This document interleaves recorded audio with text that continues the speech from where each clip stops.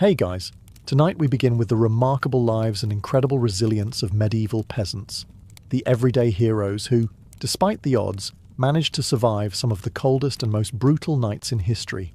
From makeshift insulation tricks to communal sleeping strategies, their story is one of grit, ingenuity, and determination.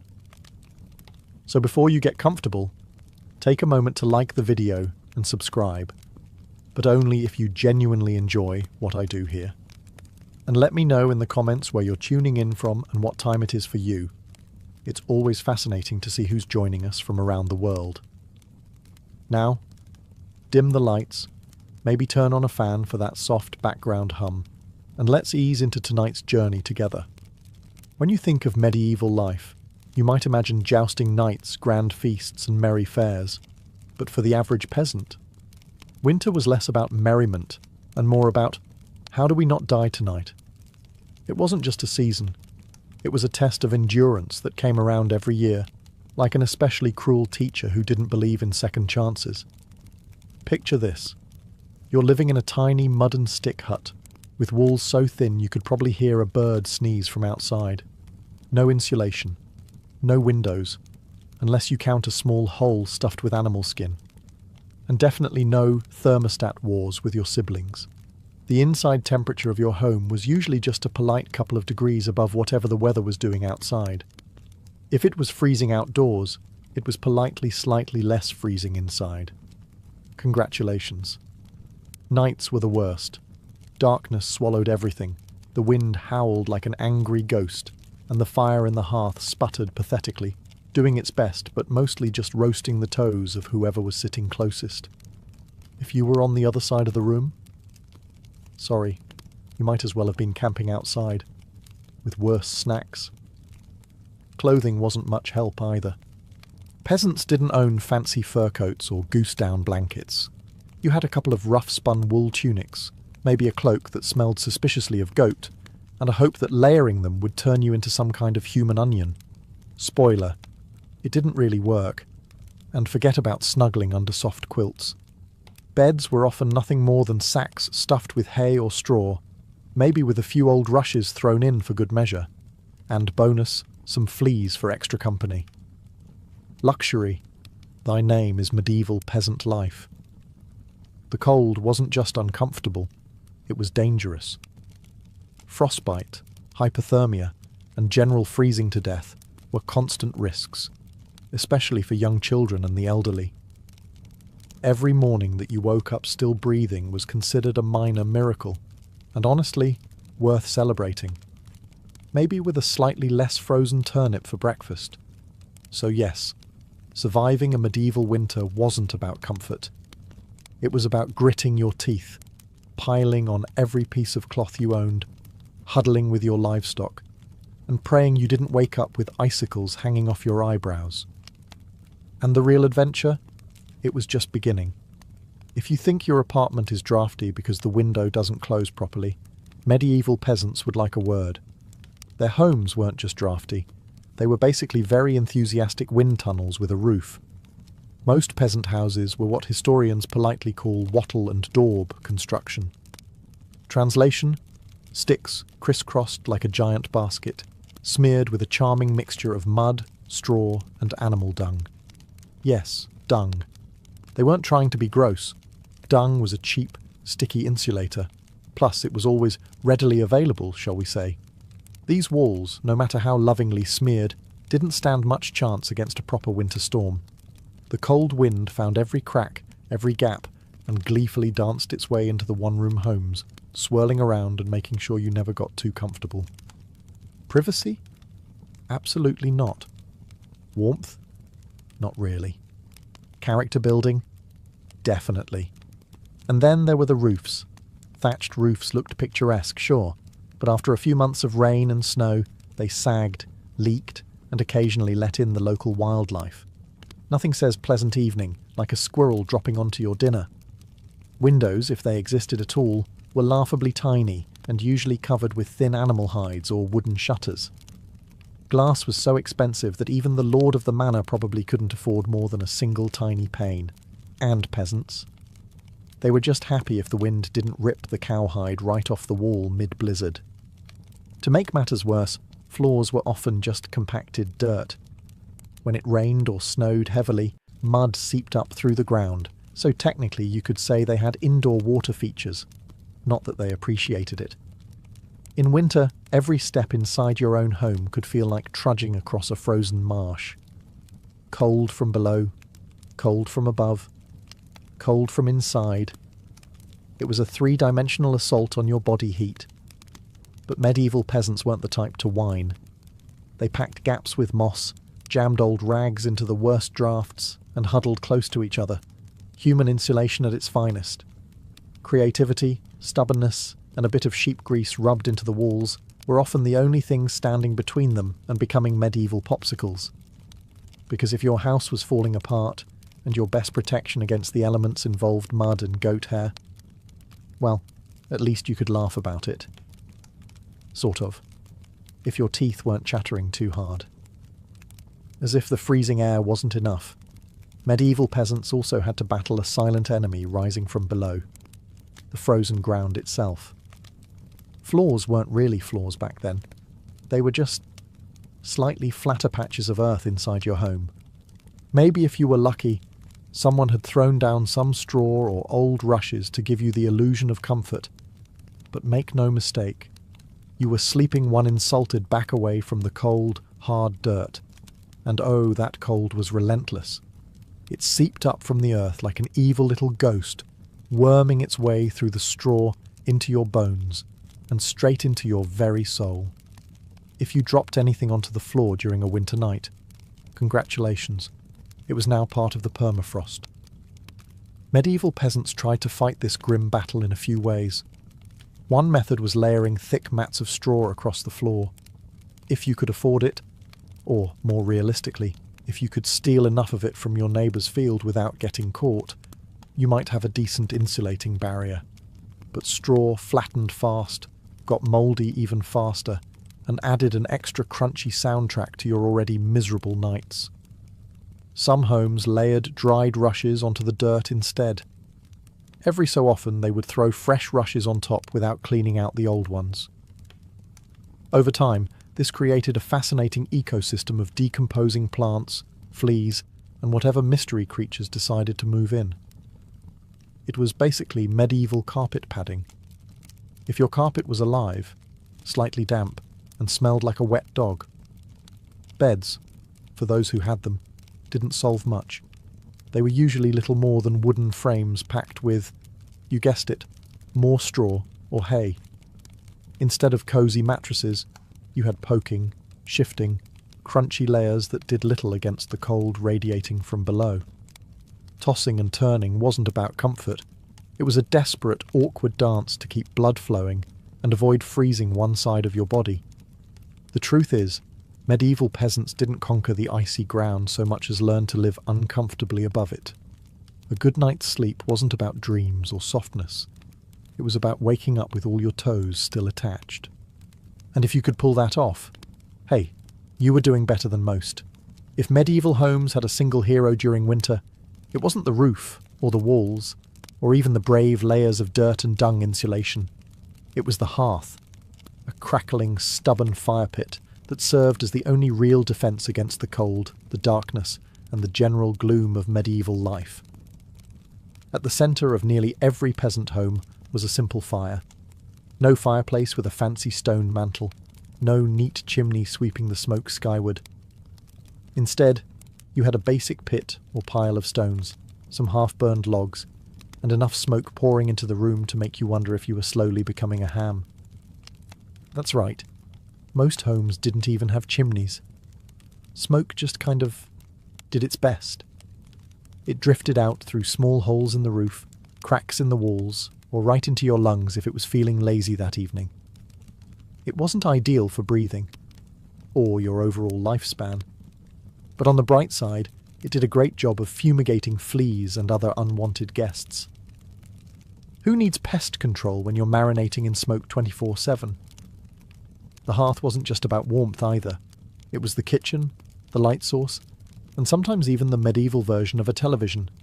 people sat around the fire telling stories, gossiping, or just staring into the flames because, frankly, there wasn't much else to do after sunset. Keeping the fire alive wasn't just a nice idea, it was mandatory. Letting the fire die out at night was like putting up a sign for the cold to come in and finish you off. Plus, reigniting a fire in winter wasn't as easy as striking a match. You had to work with flint, steel, kindling, and more prayers than you'd ever offered before. Everyone in the family had a duty, stoking the flames, watching the embers, adding peat, sticks, or if you were lucky, a precious piece of dry wood. It was a constant battle between human persistence and the smothering cold that wanted nothing more than to snuff you out. The hearth didn't guarantee survival, but without it, survival was downright impossible. It was a smoky, sputtering, often disappointing little fire. But in a medieval winter, it was the beating heart of hope. If there was one thing medieval peasants feared more than running out of ale, it was letting the fire go out overnight.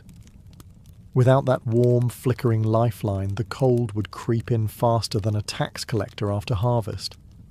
And in the dead of winter, restarting a fire from scratch wasn't just inconvenient, it could be deadly. Matches didn't exist yet. Lighters? Dream on.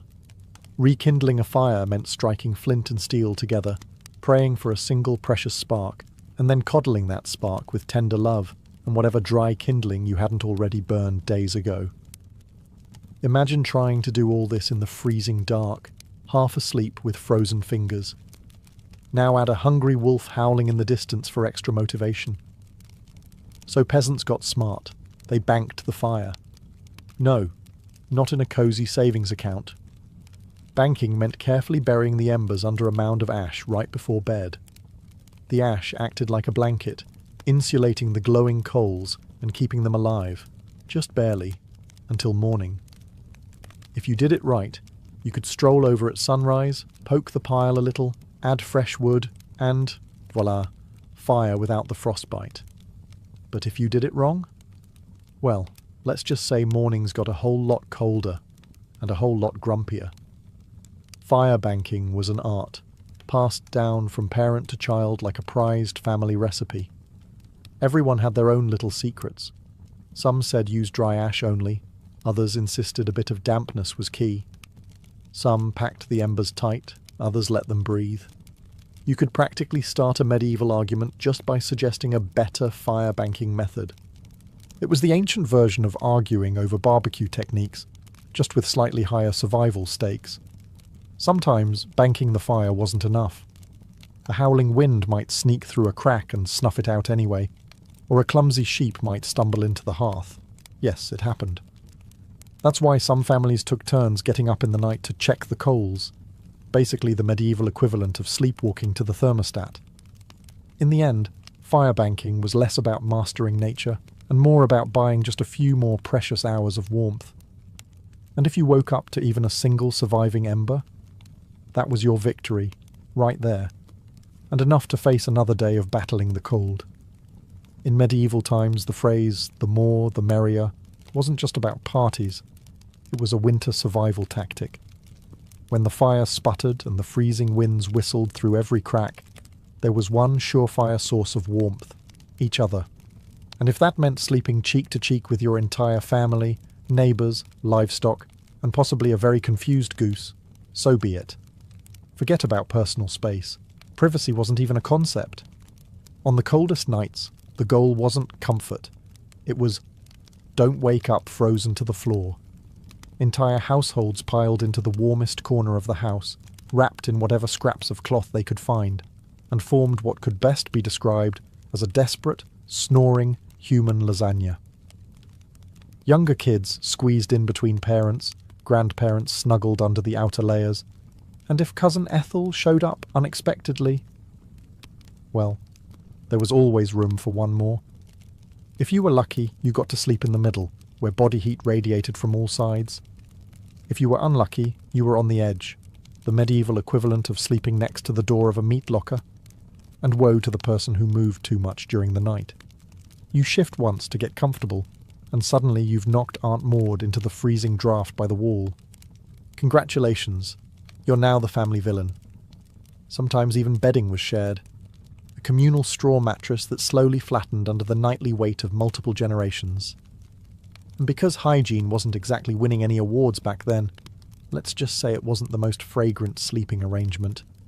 But hey, when it's you versus frostbite, you stop being picky. Body heat wasn't just nice, it was strategic.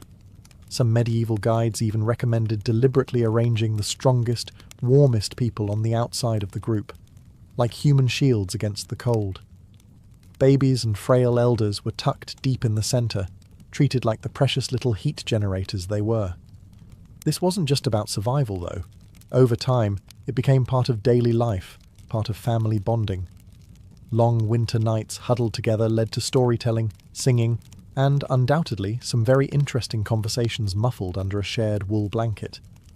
So next time your sibling steals your blanket or your dog hogs the bed, just remember, at least you're not fighting for elbow space between a snoring uncle and a particularly judgmental goat. If you thought modern roommates were a challenge, medieval peasants would like to introduce you to their winter housemates: cows, goats, pigs, chickens, basically anything with a pulse and a little bit of body heat. Bringing animals indoors wasn't just a quirky village tradition, it was vital for survival. Livestock generated warmth, and in a poorly insulated hovel where the wind howled louder than your stomach, every little degree mattered. Plus, if your goat shared a wall with you, it was slightly less likely to get stolen by a neighbour in the dead of night. 2 birds, 1 stinky stone. At night, the house became a chaotic living furnace. Chickens nested in corners, pigs snorted near the hearth, and cows lounged luxuriously against the walls, chewing cud like they paid rent. It wasn't glamorous, far from it. If you've ever been stuck in a car on a summer road trip with someone who forgot to shower, imagine that. But it's a cow, it's winter, and there's literally nowhere else to go. The smells? Legendary. By springtime, the perfume of a shared winter was something fierce. You didn't need to light a candle. Your nostrils were already on a wild ride. But medieval peasants developed a selective nose. They didn't complain much because they knew one uncomfortable truth. The more animals inside, the fewer frozen toes in the morning. Certain animals even had prime spots. Cows, being the biggest and warmest, usually took centre stage near the family. Goats were allowed closer in for their warmth, and because goats, being goats, would find a way inside anyway. Chickens roosted in rafters or old baskets, and pigs, well, pigs didn't care. They plopped down wherever they pleased, probably right in the middle of the floor. Of course, sharing your bedroom with livestock wasn't without hazards. Imagine drifting off peacefully, only to be rudely awakened by a chicken deciding your hair makes a good perch, or stepping barefoot into something suspicious. First thing in the morning. Yes, medieval mornings could be full of surprises. Still, despite the noise, the smells, and the occasional hoof to the ribs, peasants understood the simple math.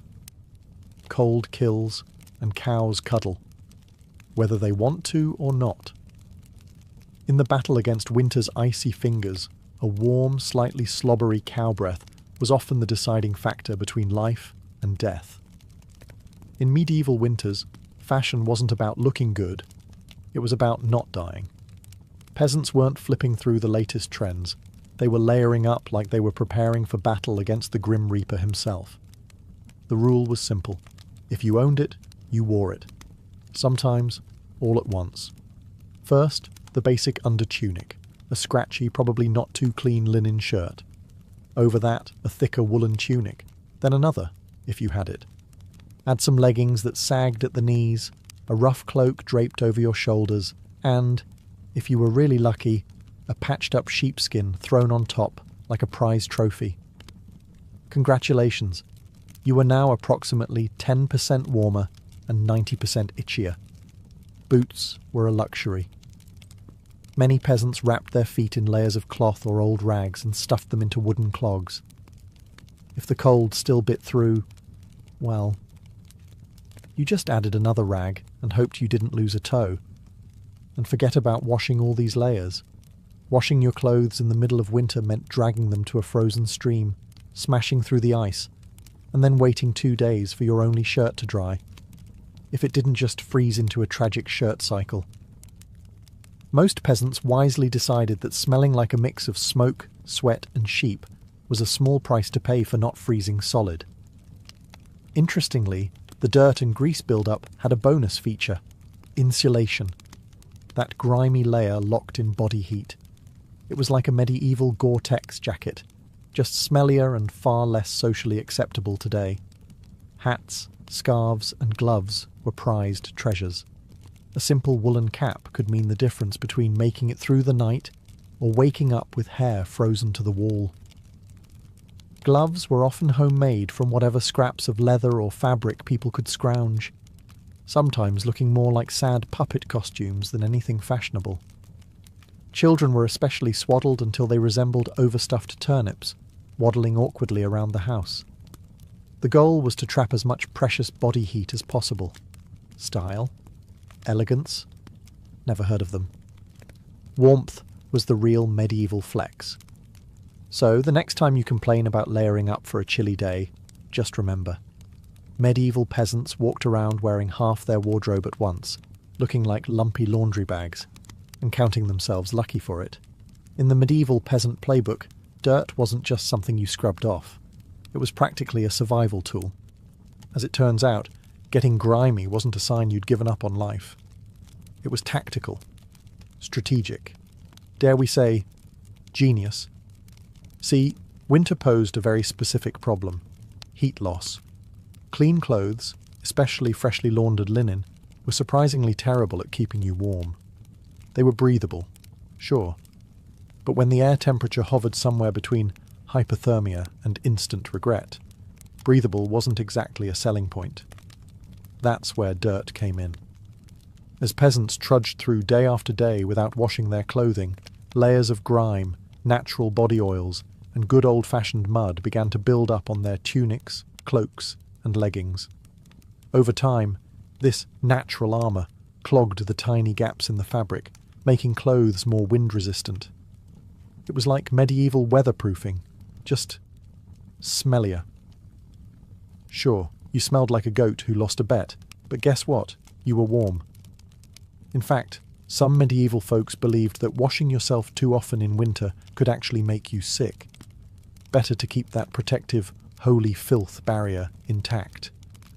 Bathing was rare, laundry even rarer, and soap, when it existed, was reserved for serious occasions, like when the bishop showed up, or maybe right before you died. Adding to the strategy, peasants layered their clothes without changing the ones underneath. You just threw your new layer on top of last month's. Eventually, you became a walking museum of the past 6 weeks. Every stain telling the heroic story of that one time I slipped in the mud but didn't die. To outside observers, medieval peasants might have looked and smelled like they had completely given up on hygiene. But the peasants knew better. That grimy, crusty tunic was a thermal shield against death by frostbite.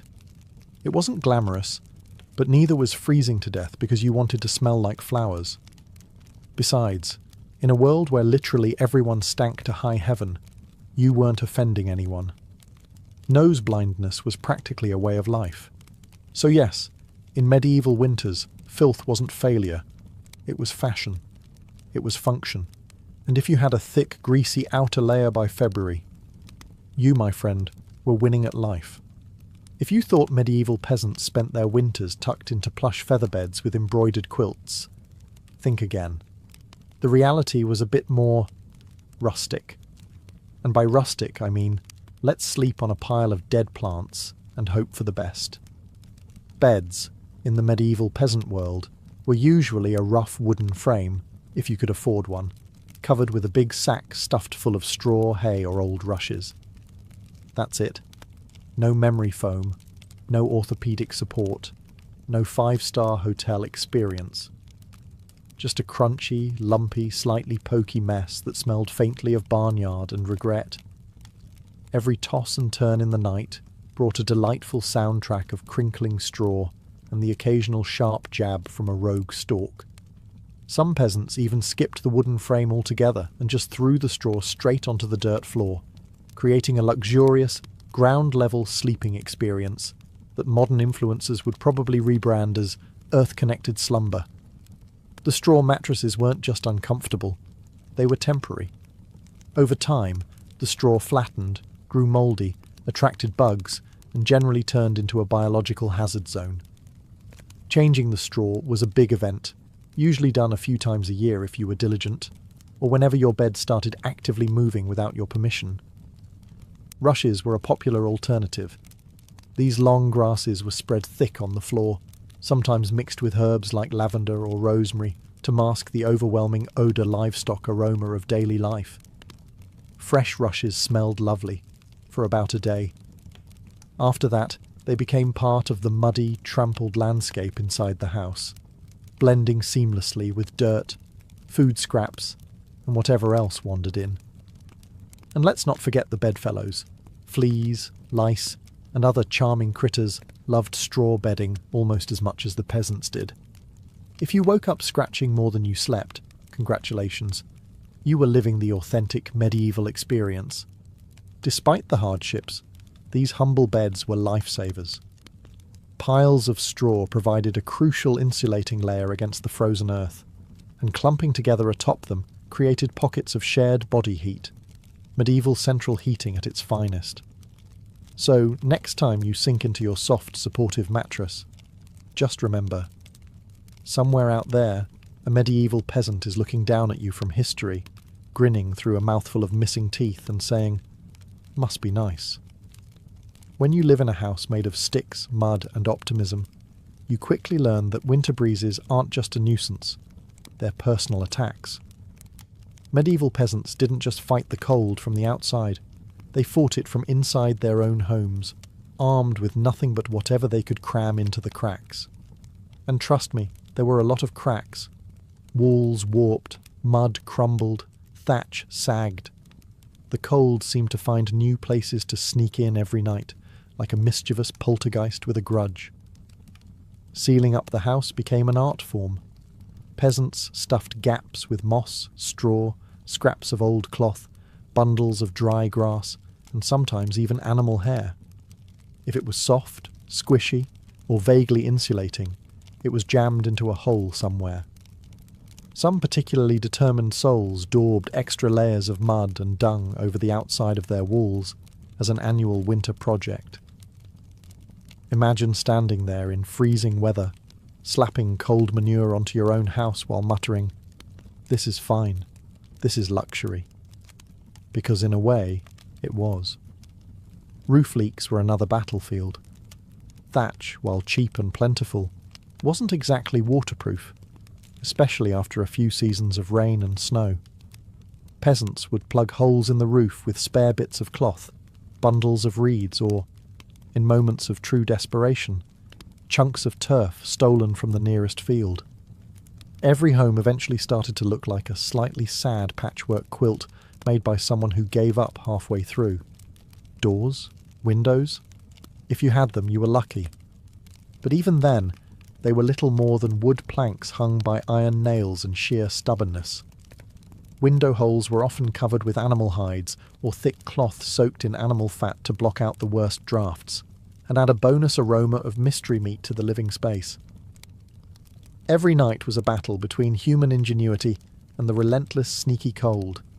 One minute you were warm, the next minute a sudden gust would find the one spot you missed, slapping you awake like a frosty hand of doom. Yet somehow, through cleverness, stubbornness, and a refusal to accept slightly frozen as a permanent state of being, medieval peasants patched, stuffed, and muddled their way through the worst winters nature could throw at them, one muddy handful at a time. When the cold bites hard enough to keep you awake at night, medieval peasants had a solution. Don't even try to pretend everyone's sleeping at once. Instead, they developed a survival strategy that today would make any military commander proud: sleeping in shifts. It wasn't some grand, organised system with whistles and roll calls. It was far simpler and much more desperate. Half the household stayed awake, tending to the fire and patching up stray drafts, while the other half curled up under threadbare blankets and hay, trying to catch a few precious hours of half-frozen sleep. The fire needed constant attention. Left alone, it would die down, and restarting it, remember, was about as easy as getting a stubborn donkey to dance. So someone had to be on ember patrol, and since no one wanted to get up once they were finally warm-ish, families rotated shifts. You dozed for a few hours, got elbowed awake, then stumbled over to the hearth to poke, prod and curse the fire back to life, while trying not to step on a goat. The rotation wasn't glamorous. There were no night vision goggles, no late-night snacks, and certainly no 5 more minutes snooze buttons. Just stiff joints, heavy eyelids, and a growing resentment toward whoever snored loudest during your shift. Children old enough to hold a stick were pressed into service, learning early that in winter, everyone pulled their weight, or froze trying. Grandparents sometimes stayed by the fire longer, both because of their experience and, frankly, because arthritis made lying down and getting up again a monumental event. And when it was your turn to sleep, good luck. With people moving about, animals rustling, wind battering the walls, and the occasional sharp nudge from a sibling who, accidentally, rolled over too hard, getting quality rest was a miracle. Yet despite the exhaustion, the system worked. Sleeping in shifts meant that there was always a set of eyes, and cold, begrudging hands, ready to keep the hearth alive. The embers survived, and by extension, so did the family. So next time you grumble about waking up to adjust the thermostat or let the cat out, spare a thought for the medieval peasant, squinting into a smoking fire at 3 a.m, wondering if toes were really that important after all. You know it's cold when you have to think about how you breathe just to stay alive. Medieval peasants didn't just battle the freezing air with cloaks, fires, and creative sleeping arrangements.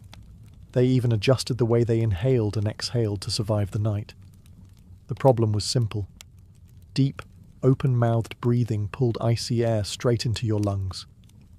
In a world where pneumonia could kill you faster than you could say, "Hail Mary," that was a risk nobody wanted to take. So peasants learned the art of what you might call survival breathing.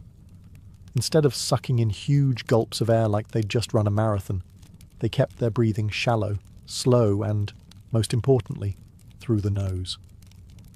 The idea was to gently warm the incoming air a bit before it hit their lungs. It wasn't perfect, but it was better than coughing yourself into the grave by February.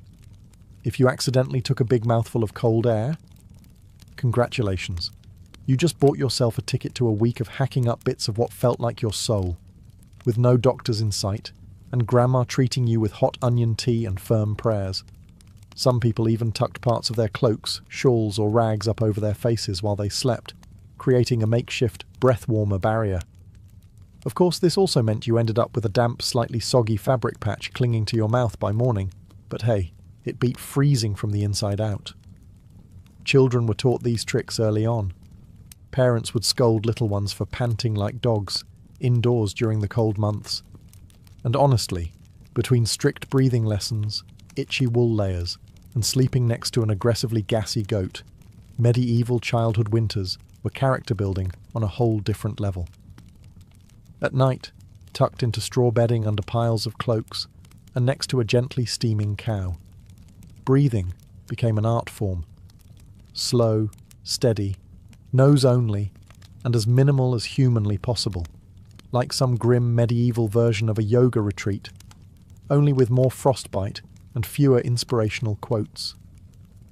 In the grand survival playbook, it wasn't the flashiest strategy, but it worked. One shallow breath at a time, peasants endured another night in the long, relentless war against winter. In the endless battle against medieval winter, peasants discovered an unlikely secret weapon: a full stomach.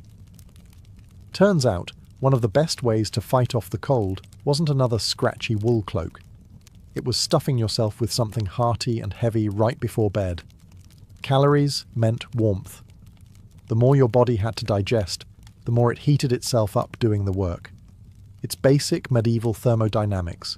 Eat a heavy meal, generate internal heat, and maybe, just maybe, survive until morning without turning into a peasant-shaped popsicle. So what did medieval peasants pile onto their plates before a long, freezing night?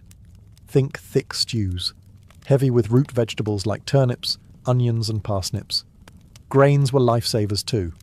Oat porridge, barley gruel, or dense, chewy rye bread. If you were especially lucky, say, after a festival day or a generous slaughter, you might even get a hunk of salted pork or a slice of dried sausage thrown into the pot. This wasn't comfort food in the Instagram sense. No delicate presentation, no artisanal garnishes. It was one enormous, vaguely brown meal, designed to sit in your gut like a friendly brick, slowly burning through the night and keeping you just a little bit warmer. It wasn't just about eating a lot. It was about eating smart.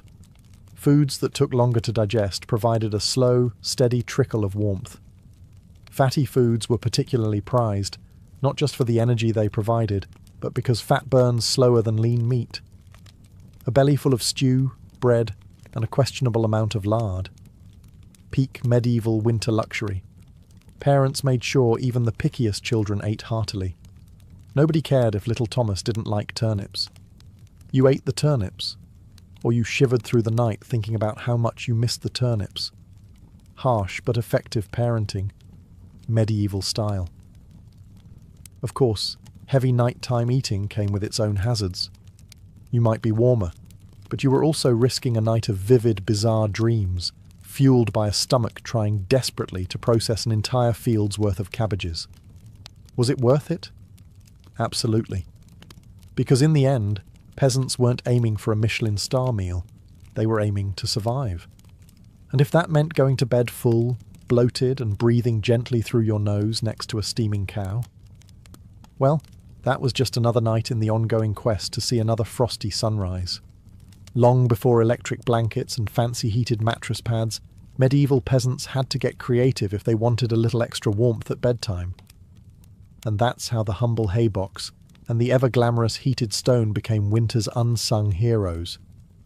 Let's start with the haybox. It sounds rustic, and it absolutely was, but the idea was pure genius.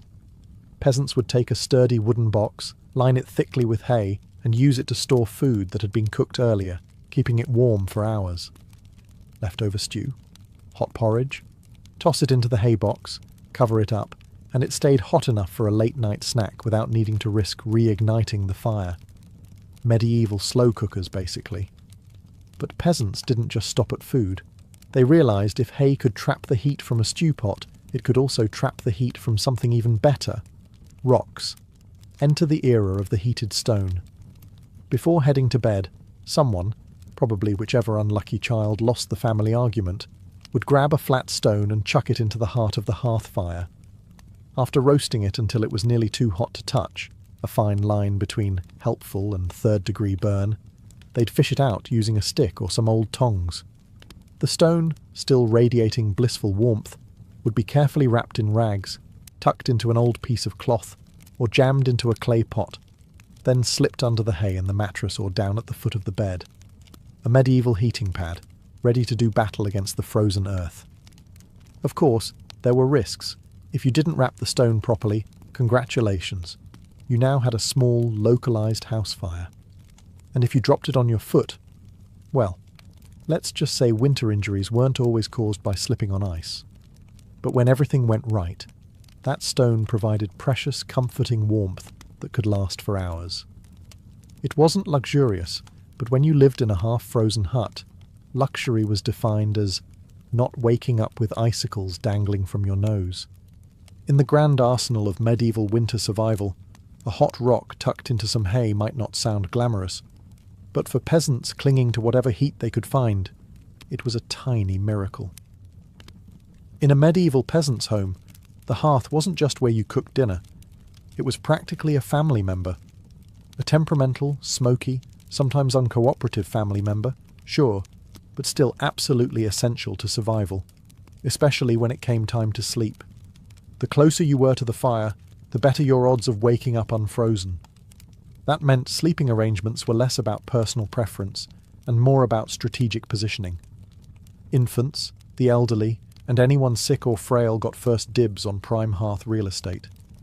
Parents, older kids, and sturdier adults fanned out from there like human insulation layers. Being assigned a spot close to the fire wasn't just kindness, it was basic survival math. Babies were fragile heat generators, and elders were precious repositories of family knowledge, and, let's be honest, the best gossip. Protecting them with prime warmth was non-negotiable. But it wasn't all cosy toasting by the flames. Too close, and you risked waking up with your hair singed or your cloak smouldering suspiciously. Too far, and you were basically camping in an icebox. It was a delicate dance. Stay near enough to bask in the fire's glow, but not so near that you had to explain to your neighbour why you now looked like a half-cooked roast. The fire also didn't spread warmth evenly. It mostly roasted the people directly in front of it, while everyone else fought over the narrow cone of heat like cold lizards jostling for a sunbeam. If you were lucky enough to fall asleep facing the fire, you might have one blissfully warm side, and one side frozen so solid you could probably knock on it. Pets and livestock, of course, muscled in too. A dog might wedge itself between you and the fire, tail wagging dangerously close to open flame. Chickens sometimes perched perilously on hearthstones, clucking softly into the night like tiny feathery guardians of warmth. Every crackle of the logs, every shift of glowing embers was a tiny promise. You're still alive, you're still warm, for now. And so peasants drifted into uneasy sleep, lulled by the fire's pops and hisses, each breath forming small clouds in the frigid air beyond the fire's fragile circle. It wasn't perfect, it wasn't comfortable, but it was life, clinging to warmth by a thread of glowing coals. In the medieval world, no one survived winter alone, unless they wanted to become a very stylish frozen statue by January. Survival wasn't just a family affair. It was a village project, a messy, muddy, loud collaboration where everyone's warmth and life depended on everyone else. The peasants knew that in the dead of winter, a strong fire and a pile of hay could only do so much. If your neighbour's house went dark, you noticed. If the smoke from old Tom's hearth suddenly stopped curling into the sky, someone went to check. And not just because Tom owed you a chicken, though that might be part of it, but because community meant survival. Villages had unofficial winter watchers, often the young or the elderly, who couldn't work the fields, but could keep an eye on who was coughing too hard, who hadn't come to barter at the market in a few days, or whose home looked a little too still in the morning frost. These people were the medieval version of neighbourhood patrol, minus the reflective vests, plus a lot more sheep. If a family's fire went out, it was a near emergency. A good neighbour would rush over with a glowing coal bundled in rags, or better yet, invite them into their own smoky, overcrowded hut for the night.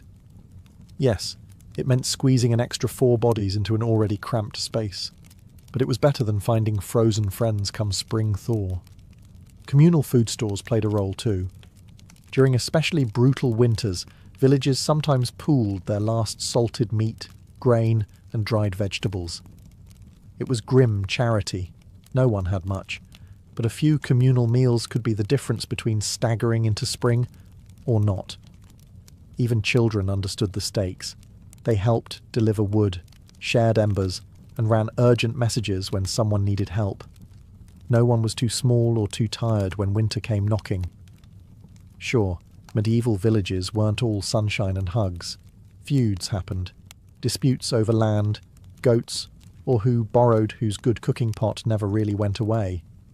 But when the nights grew deadly cold, old grudges were often quietly shelved. After all, a rival was still worth saving, because tomorrow it might be you needing rescue. In the icy heart of winter, the village became one big, stubborn family. Sometimes dysfunctional, often hilarious, always fiercely determined to survive together. One muddy boot, one crackling ember, one frozen smile at a time. When medieval peasants faced the merciless cold of winter, they didn't just pile on cloaks or stoke the fire. They prayed. A lot. Because when the wind howled like wolves outside your paper-thin walls and the fire shrank into sullen embers, you wanted every possible advantage, including a little divine intervention. Faith wasn't just a Sunday affair back then. It was woven into every frozen breath. Before crawling under layers of straw and scratchy wool, families would kneel together, offering up hurried prayers to keep the fire burning, the roof intact, and their toes attached by morning. Saints became more than distant holy figures. They were winter's frontline defence. Saint Blaise, for instance, was called upon to protect against throat ailments. Not a minor concern when one mouthful of icy air could land you coughing up your soul. St. Nicholas wasn't just the jolly gift-giver of later legend. He was also asked to protect households from sudden ruin during the lean, deadly months. Superstitions wrapped themselves snugly around daily survival. Some families sprinkled a little holy water near the hearth before sleeping, hoping it would protect against evil spirits, or at the very least, mischievous drafts. Others marked doorways with blessed chalk after certain feast days, pleading for warmth and luck to find their way inside. Candles played a role too. Special vigil candles, often blessed by the local priest or the most pious old woman in the village, were sometimes kept burning throughout the night, a flickering plea against the cold darkness clawing at the walls. And of course, no serious winter prayer session was complete without a few promises. Dear Lord, if you just get us through this night, I swear I'll be kinder to my neighbour, even the one who keeps stealing our turnips. Faith wasn't some abstract comfort. It was a daily, urgent conversation. The peasants weren't asking for luxury, just survival. A little heat, a little food, and one more day to muddle through until spring broke the frozen grip on their tiny villages. It was simple, raw hope, whispered into the smoky rafters, tangled in breathless prayers and tucked under itchy blankets, that somehow carried them through the endless, merciless nights of winter. For all the ingenuity, prayers and stubbornness medieval peasants threw at winter, the truth was chilling. Sometimes it wasn't enough. And when winter won, it didn't just take a few unlucky souls. It took entire families, whole villages, vanishing them into silence beneath a heavy shroud of snow and ice. Some winters were particularly cruel, like the infamous Great Famine Winter of 1315, when rains destroyed crops, livestock starved, and freezing temperatures turned an already brutal existence into a slow, grinding disaster. People were so desperate that stories whispered of eating shoe leather, bark, and, in the most horrifying cases, each other. Failure to keep the fire alive wasn't just an inconvenience. It was often a death sentence. Without the hearth's meagre warmth, families huddled together for the final time. Neighbours would sometimes stumble across whole households in spring, bodies still locked in one another's frozen embrace, as if trying to share just a little more heat until the very end. Houses themselves could collapse under the weight of heavy snow or battering ice storms. A roof giving way in the middle of a frozen night wasn't just catastrophic. It was often fatal. Dragging yourself through thigh-deep snow to beg shelter from neighbours wasn't a guarantee either, especially if those neighbours were already stretched to the breaking point. Disease loved the cold too. Starvation weakened the body, and cramped, smoky homes turned into breeding grounds for pneumonia, bronchitis, and other deadly infections. A simple cough in December could easily be a funeral by January. And then there was the quiet horror. Frostbite. Fingers, toes, even ears blackened and died while still attached to their owners. Some villagers survived winters at the cost of their limbs, a grim badge of honour that said, "I made it through, but winter took a piece of me." Yet what's most haunting isn't just the death, it's the eerie normalcy of it. People accepted that each winter, some among them wouldn't see the thaw.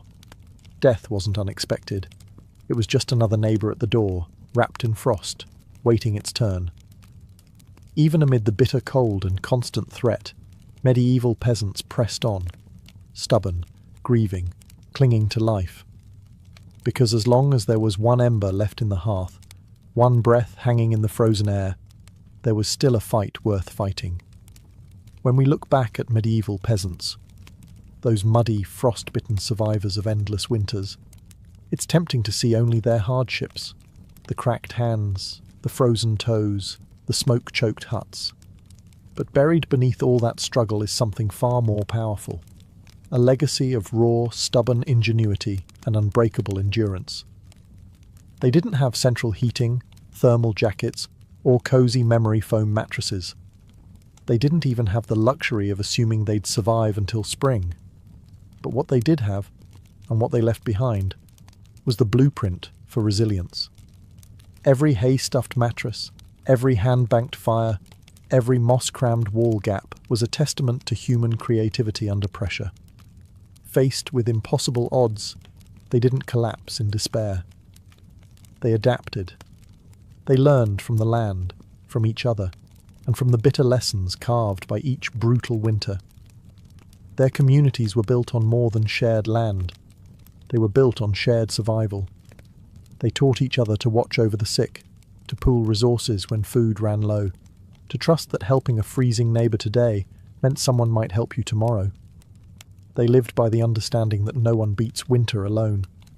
Their faith, too, was a kind of endurance.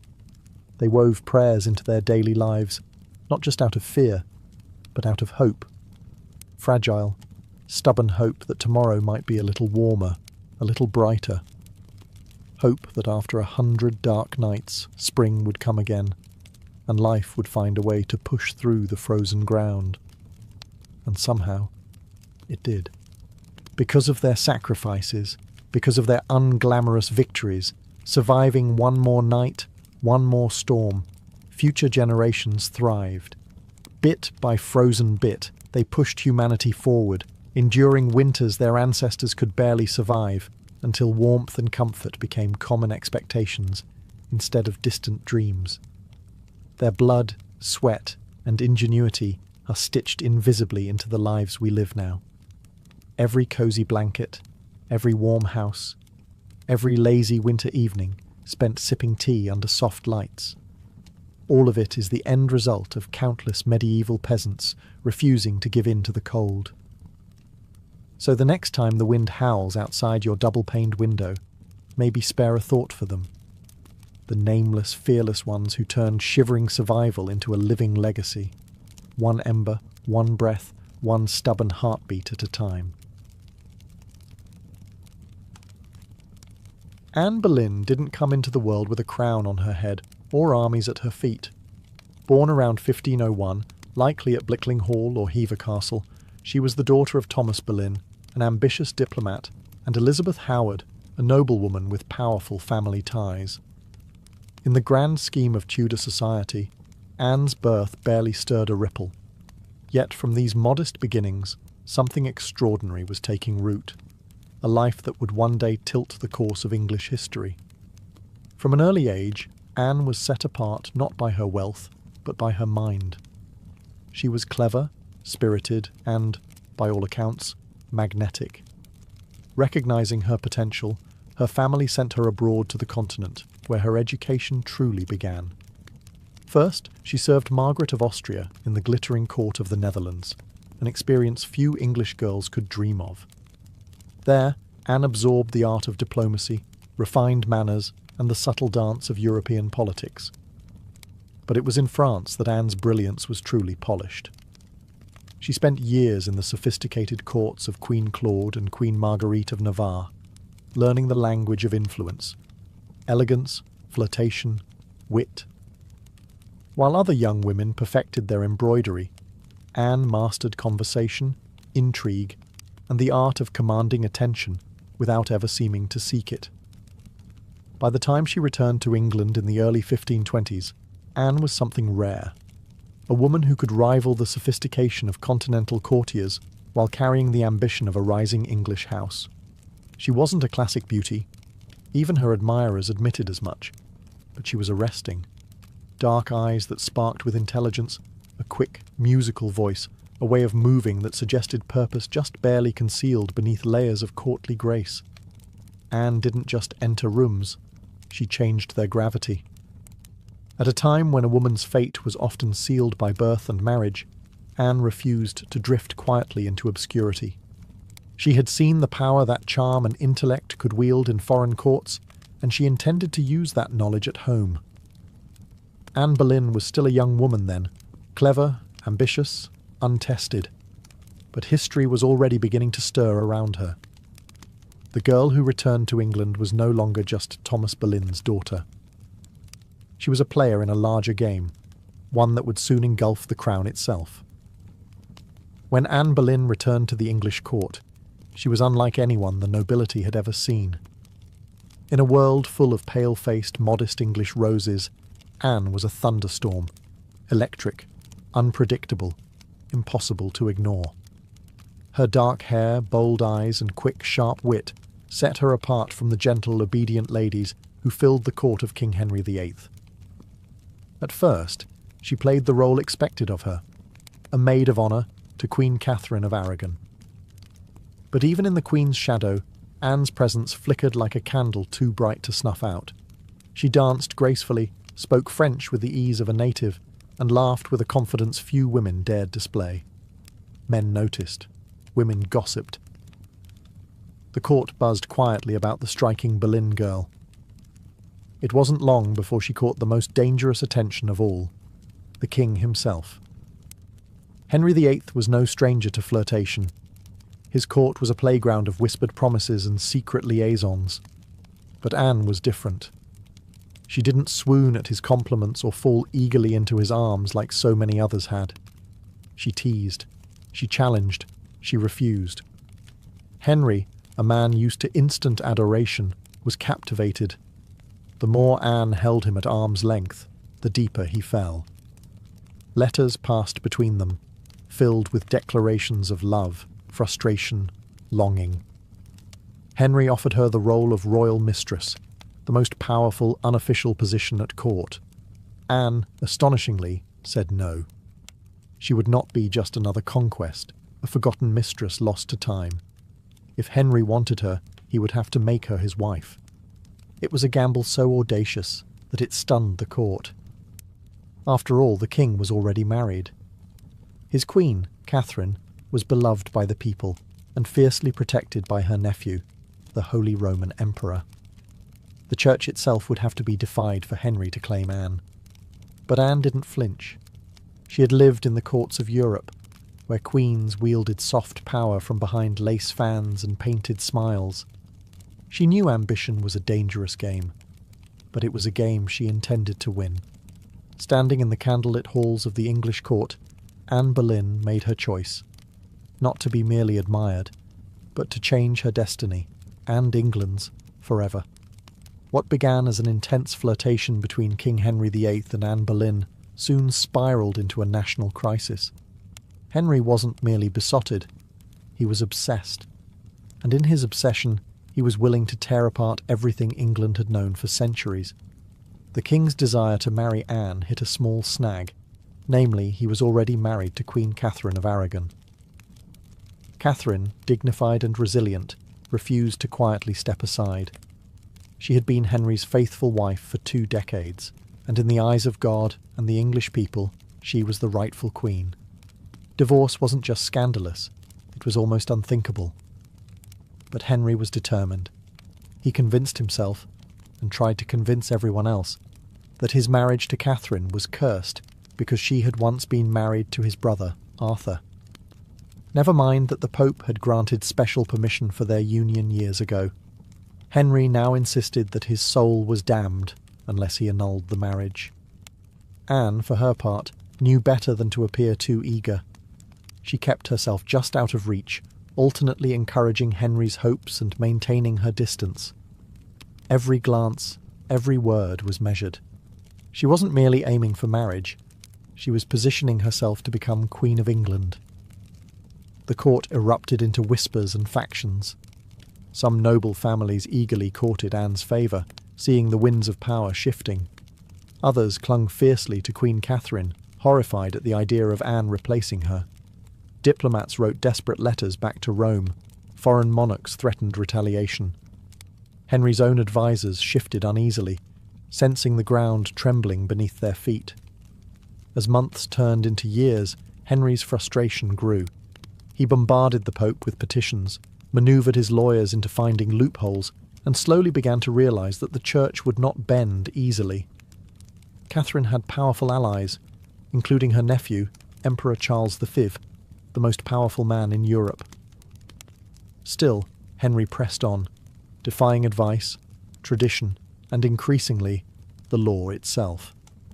His courtship with Anne had become something far greater than personal desire. It was now a challenge to the very structure of England's political and religious life. Anne wasn't just capturing a king's heart. She was dragging an entire kingdom into uncharted waters. A dangerous game had begun, and there could be no turning back. After nearly 7 agonising years of manoeuvring, scandal and diplomatic chaos, Anne Boleyn's gamble paid off. In January 1533, she secretly married Henry VIII, a bold move, given that he was still, technically, married to Catherine of Aragon in the eyes of the Pope and much of Europe. By June, Anne was crowned Queen of England in a lavish ceremony at Westminster Abbey. It should have been the crowning moment of her life, but the atmosphere was far from universally joyful. The people of London watched with wary eyes. Some cheered, others muttered prayers for Queen Catherine. Many wondered if this new queen, with her French manners and daring spirit, was a blessing or a curse. Anne entered her queenship not as a beloved figure, but as a storm. Unlike Catherine, who embodied traditional English values of humility and piety, Anne was dazzling, provocative, and politically savvy. She wore bold colours, commanded the court with sharp intelligence, and made powerful enemies with breathtaking speed. Her position, while seemingly secure, was also terrifyingly precarious. Everything rested on one thing: providing Henry with a male heir. Anne knew this as keenly as anyone. She was not merely Henry's lover anymore, she was the hope of a dynasty. Early in her pregnancy, Anne and Henry were elated, certain the child would be a boy.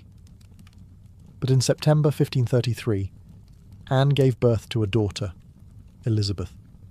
To Anne's credit, she masked her crushing disappointment with grace, insisting the next child would surely be a son.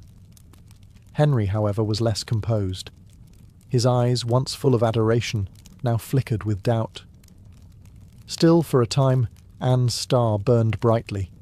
She reshaped the English court in her image, elevating her family to unprecedented heights and becoming the first queen in English history crowned with the sacred oil usually reserved for kings. Her influence was vast. Foreign ambassadors sought her favour. Courtiers reshuffled alliances to be in her good graces. The once obedient Henry began moving England officially away from Rome, creating the Church of England with himself at its head, all so that Anne's crown could not be questioned. Yet even in her triumph, dark clouds gathered.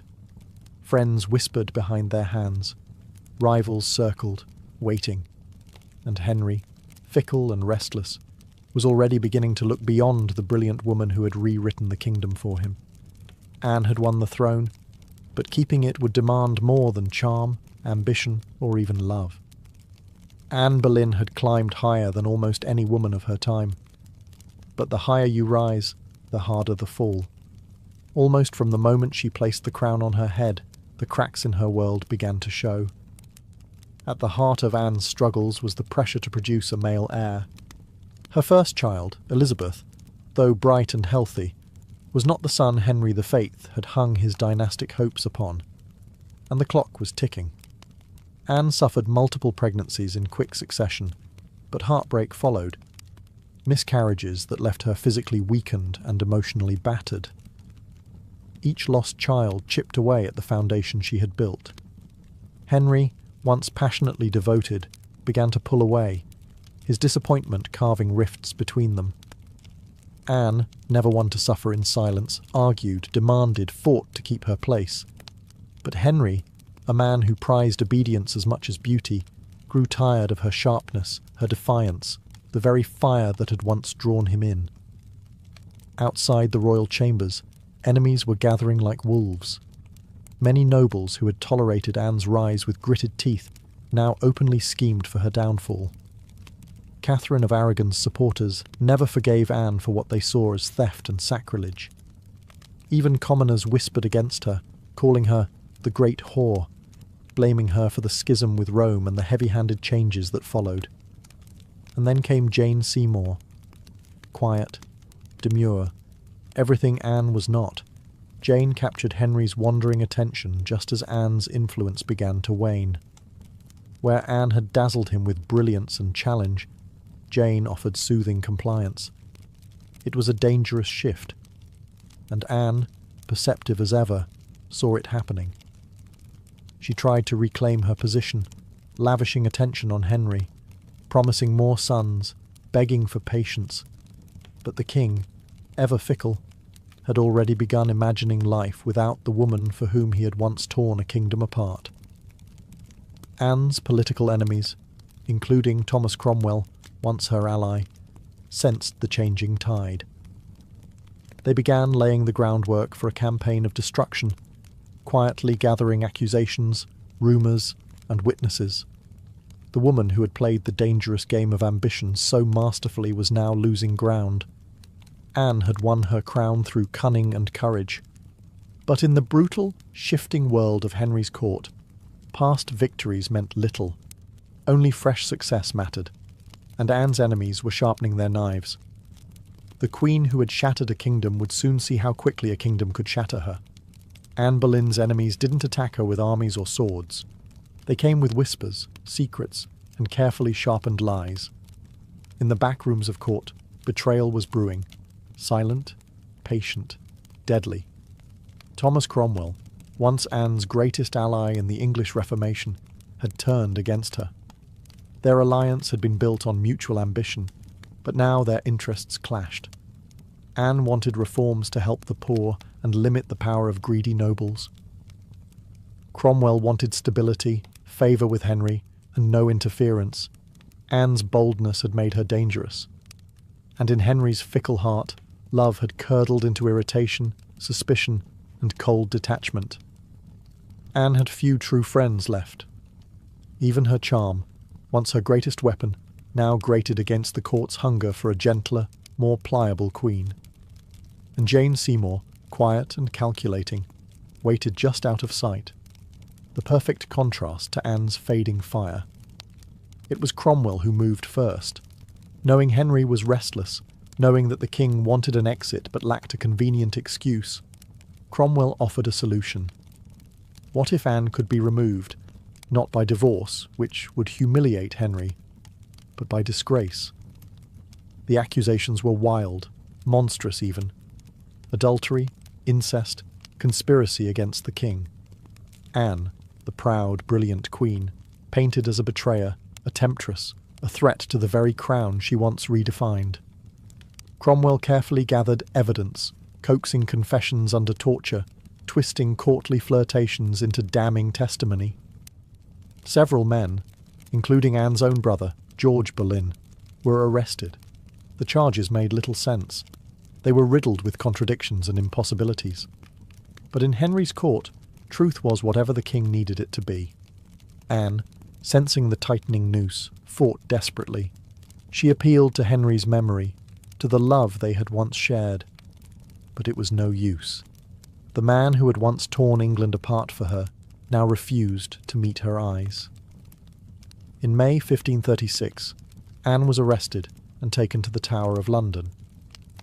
As the great gate slammed shut behind her, she knew the truth. She was no longer a queen. She was a prisoner, a pawn trapped in the brutal game she had once played so masterfully. Betrayal had sealed her fate. And now, alone in the tower, Anne Boleyn waited for the final move.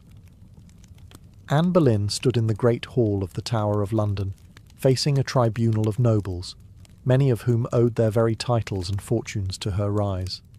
Now, they sat in judgment, cold and watchful, prepared to erase the woman who had once changed the destiny of England. The charges against her were shocking. Adultery with multiple men, including her own brother, George Boleyn. High treason. Conspiracy against the king. In another world, such accusations against a queen would have been unthinkable. But here, now, they were simply theatre. A grim performance designed to give Henry VIII exactly what he wanted. Anne's downfall wrapped in a thin veil of legality. Anne defended herself with the same fire that had once won Henry's heart. She denied every accusation with intelligence, precision, and an unwavering composure that astonished even her enemies. She reminded them that she had been crowned with sacred oil, chosen by God, and anointed as Queen of England. She reminded them of her loyalty, her sacrifices, her love. But it was all for nothing.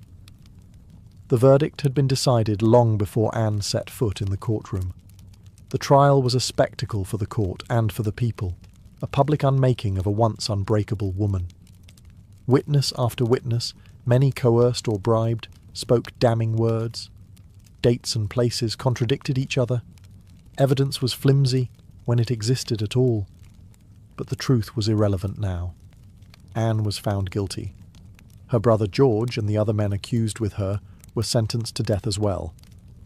Anne would be executed by beheading, a merciful sentence compared to the usual traitor's death of hanging, drawing, and quartering. When the verdict was read, Anne did not break. She stood tall, her face pale but her spirit fiercely intact. In those final moments before being led back to her cell, she spoke clearly, declaring that she was prepared to die, and prayed that God would have mercy on her soul. As the heavy doors of the hall closed behind her, the court exhaled in relief. The storm Anne had been, brilliant, dangerous, unforgettable, was nearly over. But even then, they did not understand. They were not erasing Anne Boleyn. They were immortalizing her, in betrayal, in tragedy, and in legend. After her trial, Anne Boleyn was returned to the Tower of London, not as the triumphant queen who had once commanded England, but as a condemned prisoner awaiting death. Yet even facing the end, Anne refused to crumble. In the cold, echoing halls of the tower, Anne prepared herself. She spent hours in prayer, kneeling on the hard stone floors, her hands clasped tightly, her voice steady. She confessed to no crimes because she believed she had committed none. She was not afraid to die, she said, but she prayed that her death would bring peace to the kingdom, and perhaps mercy to her little daughter, Elizabeth. Her ladies-in-waiting, those few who had stayed loyal, wept in private. Anne comforted them instead of the other way around. She joked bitterly at times, that she would be remembered as a queen who had lost her head. In her dark humour was the stubborn spark that had made her unforgettable. Henry VIII, meanwhile, showed no sign of mercy. He had already turned his attention to Jane Seymour. Even before Anne's execution date was finalised, Henry was arranging his next marriage. For Anne, this final betrayal, from the man who had once torn down a kingdom for her, must have been the deepest cut. On May 18th, 1536, Anne was told she would die the next morning. She slept little that night. Instead, she spent her final hours in prayer, asking God for forgiveness for all who had wronged her, and perhaps for herself, for the ambition and pride that had led her here. Henry, with a flicker of royal kindness, had arranged for a French swordsman to carry out the execution, faster, cleaner, less brutal than an axe. It was a small mercy, bought perhaps more for the king's conscience than for Anne's comfort. At dawn, Anne dressed carefully for her final moment. A dark grey gown of damask trimmed with fur, a crimson kirtle beneath, colours of dignity, of sacrifice. She pinned up her dark hair and tucked it beneath a simple cap, ready to face the blade with grace. As the tower's cold morning mist curled around the courtyard stones, Anne Boleyn, queen, mother, survivor, fighter, stepped forward. There would be no tears, no pleas, only a final act of courage in the face of history's judgment. Her end was near. But her story was just beginning. On the morning of May 19th, 1536, Anne Boleyn ascended the scaffold built within the Tower of London's walls. A small crowd gathered, courtiers, guards, a few witnesses, all wrapped in silence, as if even the stone walls held their breath. Anne stood tall, her grey gown fluttering slightly in the cold morning breeze. She looked thinner than she had at court, her face pale but calm. There were no hysterics, no broken sobs. If anything, she faced death with the same fierce dignity that had once shaken a kingdom to its knees. She spoke briefly, carefully choosing her final words. She did not accuse. She did not defend herself. She prayed for the king's health and prosperity, the very man who had abandoned her. In those final moments, Anne offered the world not a confession, but forgiveness. Her courage stunned even those who had come to see her fall. The French executioner, brought specially to ensure a swift death, stepped forward. Anne knelt upright, her hands folded in prayer, her eyes lifted toward the heavens. A small white cloth was tied around her eyes. She remained still. The sword flashed once, silent, swift, and Anne Boleyn, queen, mother, history maker, was no more. She was buried quickly in an unmarked grave within the Tower grounds, laid to rest in a narrow chest because no proper coffin had been prepared for her. A queen once crowned in gold, now left to vanish without ceremony. Yet Anne's story didn't end in that cold grave. Her daughter, Elizabeth, the child whose birth had once disappointed a king, would rise to become one of the greatest monarchs in English history. Elizabeth I, the Virgin Queen, whose reign would see the flowering of English art, power, and global influence. A queen who inherited her mother's fierce spirit, sharp mind, and unyielding resilience. Anne Boleyn changed the course of England forever. Her ambition helped trigger the break with Rome and the birth of the Church of England. Her fall showed the world that even queens could be cast aside. Yet through her blood, through Elizabeth, Anne's legacy blazed brighter than any crown she had worn in life. In the end, Anne Boleyn won a kind of immortality, not through her survival, but through her indelible impact on history. By the early 1770s, the American colonies simmered like a pot left too long over a roaring fire. The relationship with Britain, once seen as the proud mother country, had soured into resentment, suspicion, and growing fury. It hadn't started with tea. Years earlier, the Stamp Act had enraged colonists by placing taxes on everything from newspapers to playing cards.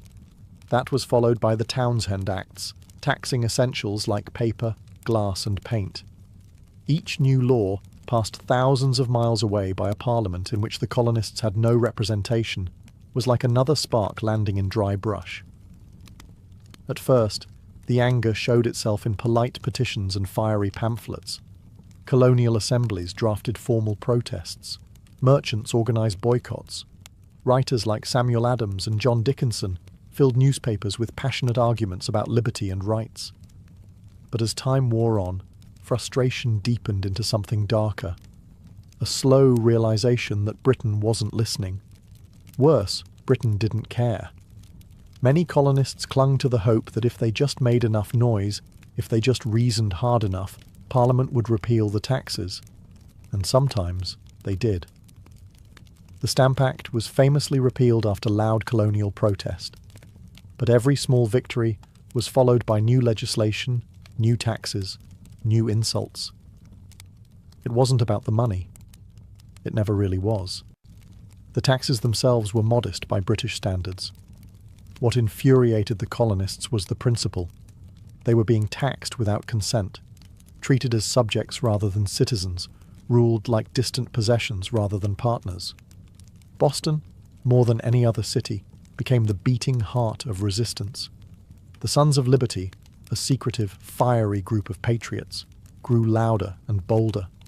In 1770, tensions exploded into violence when British soldiers fired on unarmed civilians in what became known as the Boston Massacre. Blood had already stained the cobblestones. Trust was a thing of the past. By 1773, the colonies were teetering on the edge. A final insult would tip them into open defiance. And it came, not in the form of soldiers or new laws or armies, but in the quiet, seemingly harmless shape of crates stacked with tea. The colonists didn't know it yet, but the night that tea floated in the cold waters of Boston Harbor, the world would change forever. In 1773, Parliament made a critical miscalculation. Believing the American colonies would quietly accept cheaper tea, they passed the Tea Act, a law that was supposed to save the struggling British East India Company and, incidentally, reassert Britain's right to tax the colonies. On paper, it looked like a good deal. The Tea Act allowed the company to sell tea directly to the colonies, cutting out the middlemen, slashing prices, and offering a luxury product at a bargain. A few pennies cheaper. What could possibly go wrong? Everything. Because the problem wasn't the price of tea, it was the principle behind it. The Tea Act left the hated tax on tea firmly in place. Accepting the tea, even at a discount, would mean acknowledging Parliament's right to tax the colonies without their consent. To many Americans, that was unthinkable, a surrender of the liberties they had fought to protect for more than a decade. The news of the Tea Act spread like wildfire through the colonies. Merchants fumed. They saw their livelihoods threatened by a monopoly that would crush local trade. Patriots raged at the hidden message. The Crown still believed it could do whatever it pleased. In Boston, the reaction was especially fierce. Already a city scarred by the Boston Massacre and years of economic hardship, Bostonians recognized the Tea Act for what it was, a trap disguised as a bargain.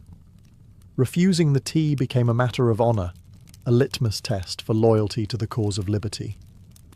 Public meetings swelled. Newspaper columns burned with fiery rhetoric. Groups like the Sons of Liberty, led by Samuel Adams and others, organized boycotts, vowing that no East India Company tea would be unloaded, sold, or drunk on American soil. All across the colonies, ships carrying the controversial tea were turned away by local resistance.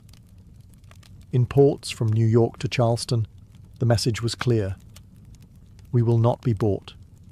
But in Boston, fate twisted differently. 3 ships, the Dartmouth, the Eleanor, and the Beaver, arrived, anchored in the harbour, and sat there, refusing to leave. Royal officials insisted the tea be unloaded. The colonists refused. A deadlock grew, taut as a drawn bowstring. The tension was unbearable. A single act would break it, and history would never be the same again. As the British tea ships sat stubbornly anchored in Boston Harbour, the city itself transformed into a powder keg. Every day that passed without resolution tightened the tension. Boston wasn't just resisting, it was preparing for a fight. In taverns, churches, and public squares, angry colonists debated what to do. The Sons of Liberty, led by fiery voices like Samuel Adams, John Hancock, and Paul Revere, moved swiftly to organize resistance. They posted public notices calling on citizens to boycott British tea and held raucous meetings that swelled with farmers, artisans, and merchants alike. Each gathering added fuel to the fire. The Old South Meeting House became the nerve center of the resistance. Thousands crammed into the wooden hall, their breath fogging the air, their voices rising in defiance. Here, resolutions were passed, speeches were made, and tempers boiled. Each vote against the unloading of tea was another hammer blow against British authority. But while the people of Boston stood united, the clock was ticking. British law demanded that imported goods, like tea, be unloaded and the tax paid within 20 days. If the ships remained after the deadline, customs officials would seize the cargo and the tax would be collected by force. The Sons of Liberty understood that once the tax was paid, even under protest, the principle would be lost. It wasn't just about the tea anymore. It was about whether the colonies would accept being treated as subjects without rights, or whether they would stand and fight for their future. Meanwhile, the Royal Governor of Massachusetts, Thomas Hutchinson, dug in his heels. He refused to let the tea ships leave without unloading their cargo, demanding that the law be obeyed, colonial outrage be damned. To him, backing down meant admitting that mobs, not monarchs, ruled the colonies. Boston's standoff became a spectacle. Every man, woman, and child knew that something was coming. You could feel it in the air, that cold, sharp sense before a storm when the world holds its breath. All it would take was one spark to ignite an explosion. and somewhere among the crowded streets and crowded hearts of Boston, a decision was quietly taking shape, a plan that would echo across oceans and empires. December 16th, 1773, dawned grey and cold over Boston, a city balanced on the edge of history. For nearly 3 weeks, the tea ships had sat in the harbour like ticking bombs. Now, the final deadline had arrived. According to British law, the tea had to be unloaded and the tax paid within 20 days of a ship's arrival. If it wasn't, customs officials could seize the cargo, and British troops could be called in to enforce the law. Everyone knew it. Everyone knew what was at stake. If the tea came ashore, the principle was lost. If the colonists allowed it, even once, their cause, their claim to rights and liberty, would unravel. That morning, thousands of Bostonians and nearby colonists packed into the Old South Meeting House, the largest building in town. Some had walked miles through the icy countryside to be there. The meeting was so packed that men spilled out into the streets, straining to hear the fiery speeches echoing through the halls. Samuel Adams, the iron voice of rebellion, presided over the gathering. Speaker after speaker rose to denounce the Tea Act, to cry out against tyranny, to urge immediate action. But even among the defiants, uncertainty hung heavy. What could be done without sparking outright war? How could they stop the tea without opening the floodgates to brutal retaliation? As the afternoon wore on, riders galloped in with grim news. Governor Thomas Hutchinson remained unmoved. The ships would not be allowed to leave without unloading. The tea would be seized, the tax collected, the king's law enforced. The crowd buzzed with fury. The walls of the meeting house seemed to shudder with the force of it. Yet Samuel Adams stood calmly and spoke the words that signalled the end of debate. This meeting can do nothing more to save the country. A simple sentence. But everyone knew what it meant. There would be no more petitions, no more compromises. Action would be taken. Outside, a war whoop cut through the gathering gloom, the signal. Men disguised themselves quickly, smearing soot on their faces, donning blankets and feathers in crude imitation of Mohawk warriors. It wasn't about fooling anyone. It was about creating a symbol, a message no one could mistake. The deadline had passed. Boston would answer not with words, but with defiance. As twilight deepened over Boston on December 16, 1773, the quiet streets began to stir. Figures moved through the shadows. Ordinary men cloaked in rough blankets, their faces blackened with soot, some adorned with feathers. They weren't trying to fool anyone into believing they were real Mohawks. Their disguise was symbolic, an act of shedding their old identities, of taking a stand as something new, something fierce.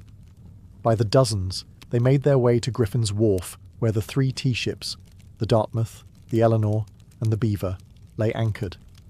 The harbour water churned cold and dark beneath them, thick with the sharp bite of winter air. There was no shouting, no drunken chaos. This was not a riot. It was a mission, carried out with calm, ruthless precision. Armed with hatchets and clubs, the disguised colonists swarmed the ships, overwhelming the few crew members still aboard. No harm came to the sailors. They were pushed aside, watched in silence as the operation began. Men split open the wooden chests with practiced blows, the fragrant smell of fresh tea spilling into the cold night air. Others heaved the crates overboard, their heavy splashes echoing across the still waters of the harbour. Chest after chest, 342 in total, was broken and dumped, until the black water swirled with thousands of pounds of tea leaves. Spectators watched from the wharf, silent, awed. British guards stationed nearby made no move to intervene.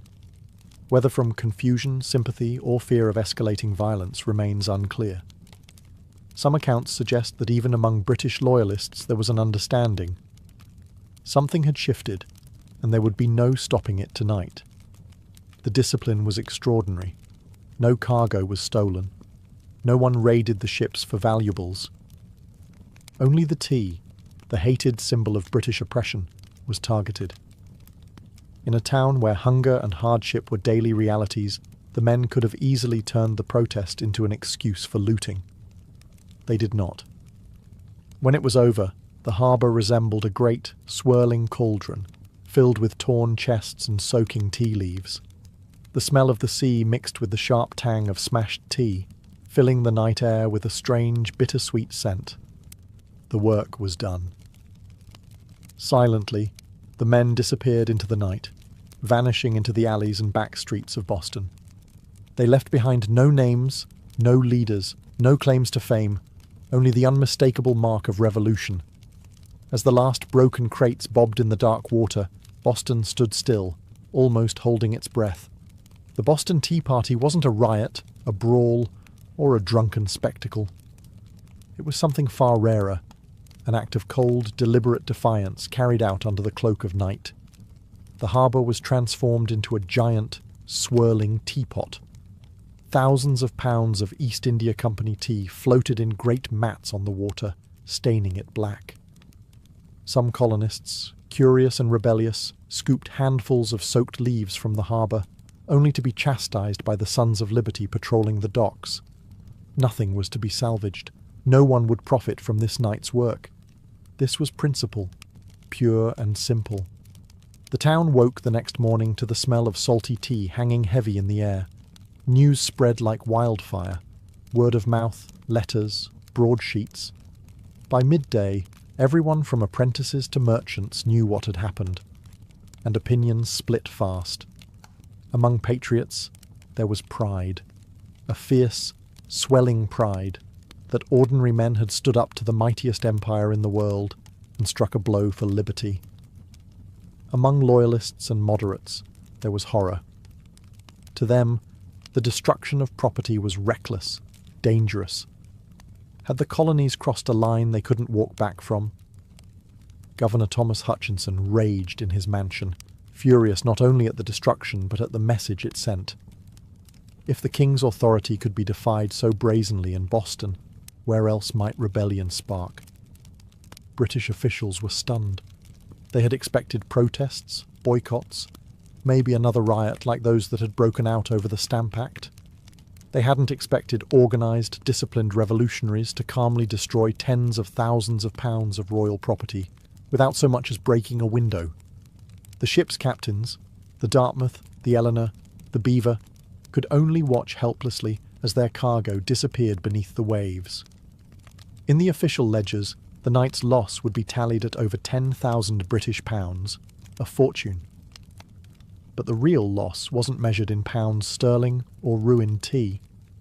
It was measured in trust, in loyalty, in the fragile illusion that Britain still ruled her colonies with consent.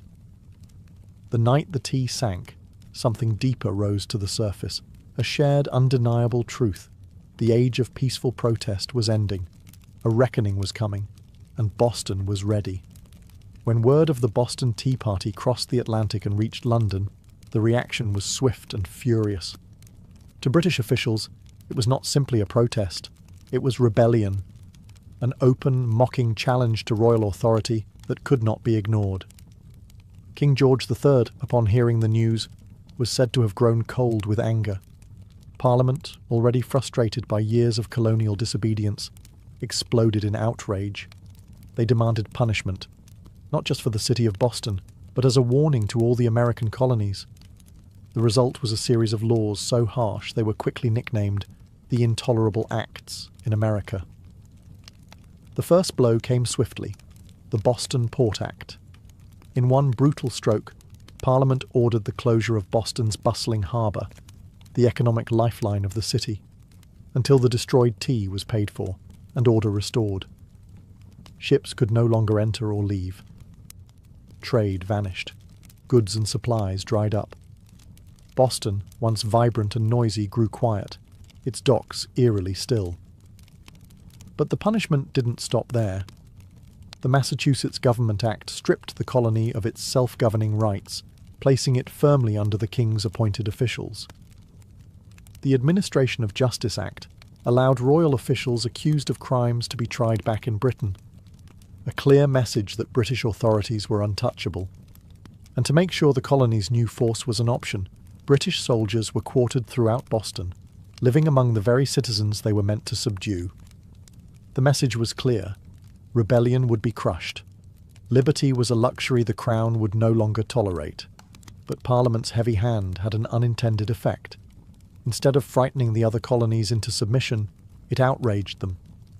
News of Boston's suffering, of its port closed, its people starving under martial law, stirred deep sympathy and righteous anger throughout America.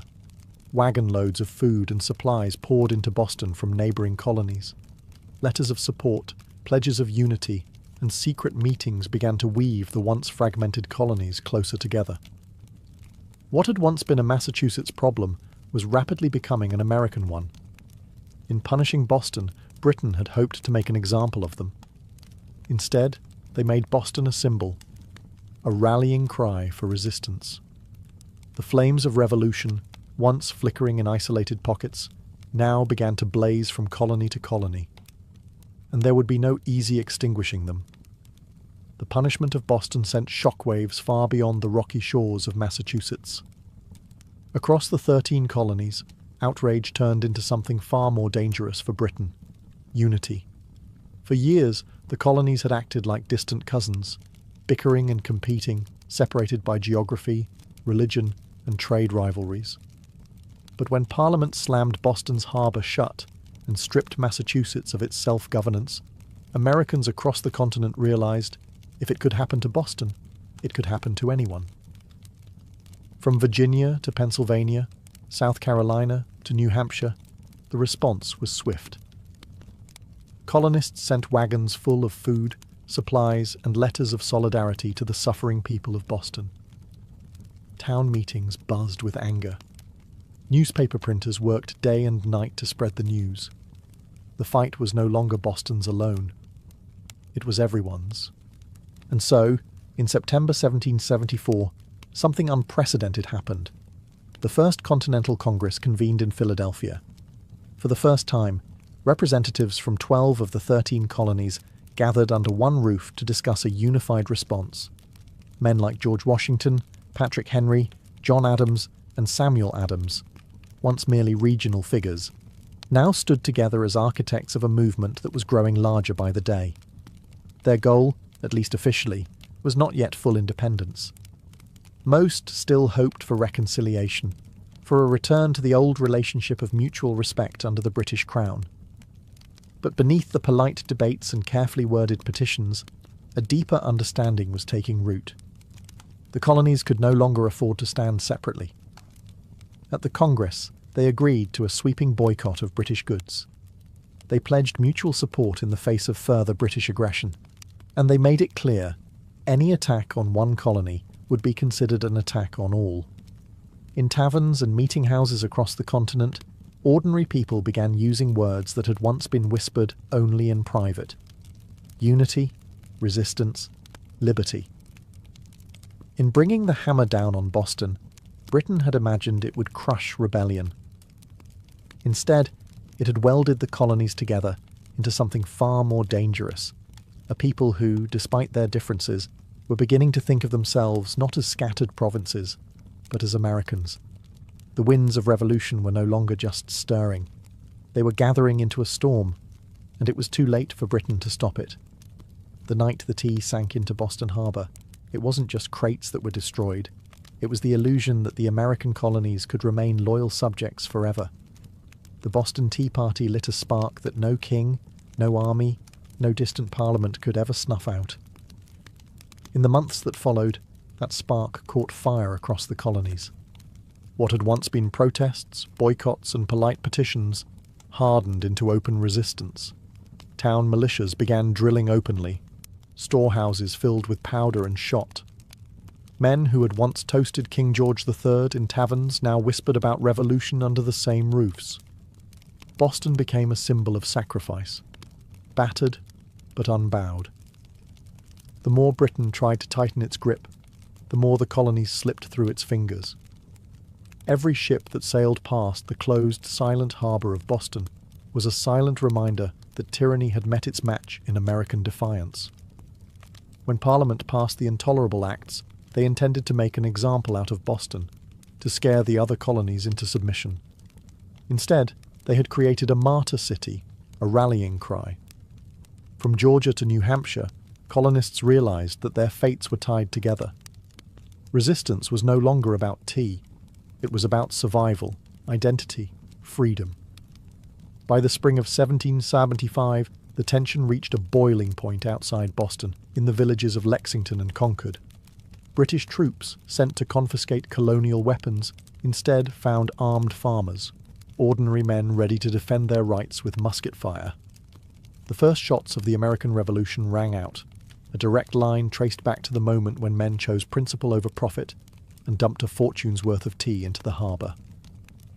The Boston Tea Party showed the world that revolution doesn't always announce itself with trumpets and banners. Sometimes it starts quietly, with a small group of determined people standing in the cold, choosing defiance over fear. In dumping the tea, the colonists weren't just rejecting a tax. They were rejecting an empire. And though the road ahead would be bloody, bitter, and uncertain, one thing had become clear that night in Boston Harbour. The American colonies were no longer loyal subjects. They were something new, something dangerous. They were revolutionaries. And they were just getting started. All before the towering pyramids of Giza, before Mesopotamian cities buzzed with life, before Stonehenge stood against the sky, there was Corral. Hidden away in the dry valleys of coastal Peru, Corral rose in silent majesty nearly 5,000 years ago, then faded into near-complete oblivion, swallowed by sands and forgotten by history. For centuries, the world did not even know it existed. The Super Valley, where Corral once thrived, seems at first glance an unlikely place for civilization to bloom. The landscape is parched, barren, the river little more than a thin silver thread winding through rocks and dust. To most eyes it looked inhospitable, a place abandoned by life. Yet it was here, amid the desolation, that one of humanity's earliest great cities took shape. Corral wasn't just a collection of scattered huts or a temporary trading post. It was a planned city, sprawling over 150 acres, filled with pyramids, plazas, residential quarters, and ceremonial spaces. It had scale, purpose, and vision, a complex society blossoming centuries before the Egyptians began stacking stones into pyramids of their own. The people of Corral achieved this without the wheel, without written language, without metal tools. They built massive structures from stone and earth with nothing but ingenuity, communal effort, and the raw power of human will. Yet for thousands of years, Corral's existence remained a secret. Even when travellers stumbled across the strange, weathered mounds scattered across the valley, they mistook them for natural formations, mere hills sculpted by the desert winds. No one imagined that beneath the sand lay one of the oldest cities in the world, predating even the civilizations that history books had crowned as the firsts. It wasn't until the late 20th century that archaeologists, led by Ruth Shady, uncovered the truth. What they found buried in the dust of time would rewrite the story of the Americas and force the world to reconsider what it thought it knew about the birth of civilization itself. Corral had risen, flourished, and fallen in total anonymity. Now, after millennia of silence, its stones are speaking again, whispering of a peaceful, intelligent people who built a world of complexity and wonder in a land where life itself seemed impossible. And this was only the beginning of their story. At first glance, the Supi Valley looks like a place where life should struggle to exist. Harsh winds sweep across endless stretches of sand and stone. The sun beats down mercilessly, drying out the earth, baking the landscape into cracked, brittle sheets. Water is scarce, the river a meandering thread fighting for survival. To the untrained eye, it is a wasteland, barren, empty, forgotten by the gods. But the people of Corral saw something different. They did not see a desert to be feared. They saw a canvas to be shaped. They recognized the river, however modest, as the lifeblood of possibility. And so, with patience, ingenuity, and sheer determination, They turned this unforgiving place into a thriving oasis of life and culture. Their first victory was agriculture. They learned to tame the river's seasonal floods, building simple but brilliant irrigation systems that channeled water across the valley floor. Where others saw sand and dust, they coaxed green shoots of hope: cotton, beans, squash, guava, sweet potatoes. Cotton, in particular, became their treasure. It was spun into fishing nets and textiles, fueling trade with coastal villages and creating bonds that stretched far beyond their desert home. But growing crops was only part of their mastery. The people of Corral understood that survival in the desert required balance. They worked with nature, not against it. They built their homes and plazas from stone and earth, designed to withstand both scorching heat and the rare, punishing rains that occasionally swept through the valley. They studied the stars and seasons, planning their harvests with the precision of master astronomers. Trade became the veins and arteries of Corral's economy. Dried fish, cotton, fruits, and handmade goods flowed up and down the coast. In exchange, Corral received exotic goods: colourful shells from the Pacific, rare stones from the Andes, ideas from distant peoples. They were not isolated, they were connected. In a land where survival seemed impossible, Corral thrived through intelligence, innovation, and community. They didn't conquer the desert with brute force. They partnered with it, learning its rhythms, respecting its power, building a society that was not just functional, it was extraordinary. Against the odds, Corral blossomed into a beacon of civilization. And it was only beginning to rise. Rising out of the desert like ancient guardians, the pyramids of Corral defy everything we thought we knew about early civilization in the Americas. These were not small, crude structures built by primitive hands. They were massive, deliberate works of architecture, created by a people with vision, organization, and ambition. The centerpiece of the city was the Pyramid Mare, the largest of Corral's monumental structures. It stretched more than 450 feet in length and towered nearly 60 feet above the desert floor, a feat of engineering on par with the early wonders of the ancient world. Built from stone, mud, and woven reed bags filled with rocks, the pyramid was designed not just to endure the harsh climate, but to withstand the punishing earthquakes that occasionally rattled the region. And endure it did, standing silent against wind and time for nearly 5 millennia. But the pyramids of Corral were not tombs. Unlike the massive burial complexes of Egypt, Corral's pyramids served a different purpose. They were centers of ceremony, power, and public life. Temples and gathering spaces crowned their summits, accessible by broad, elegant staircases.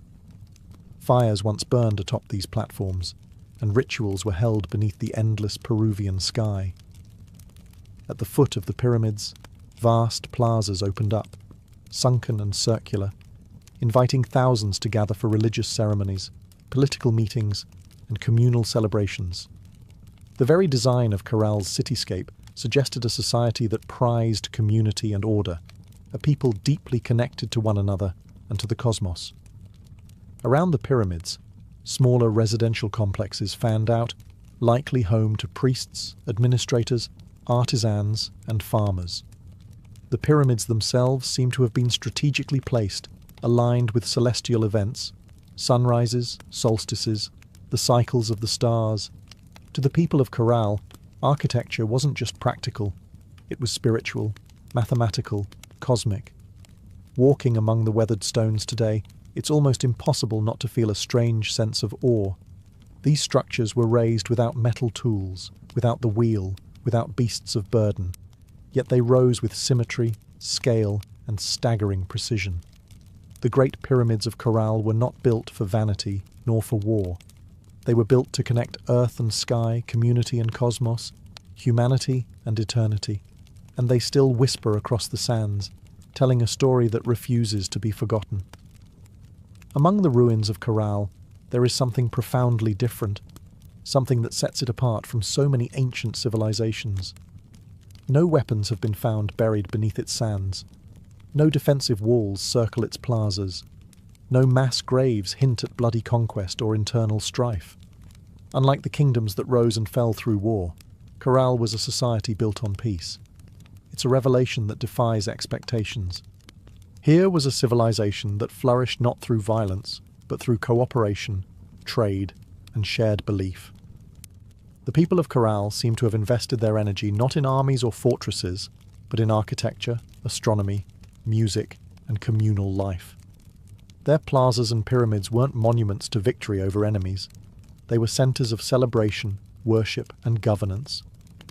This was a civilization that chose to gather rather than conquer, to negotiate rather than destroy. Trade was the lifeblood of Carroll's success. Cotton, grown along the fertile riverbanks, was spun into fishing nets that were traded with coastal communities. In return, Carroll received dried fish, an essential source of protein, and exotic goods from faraway places, colourful shells from the Pacific, precious stones from the highlands, and even rare tropical fruits from distant valleys.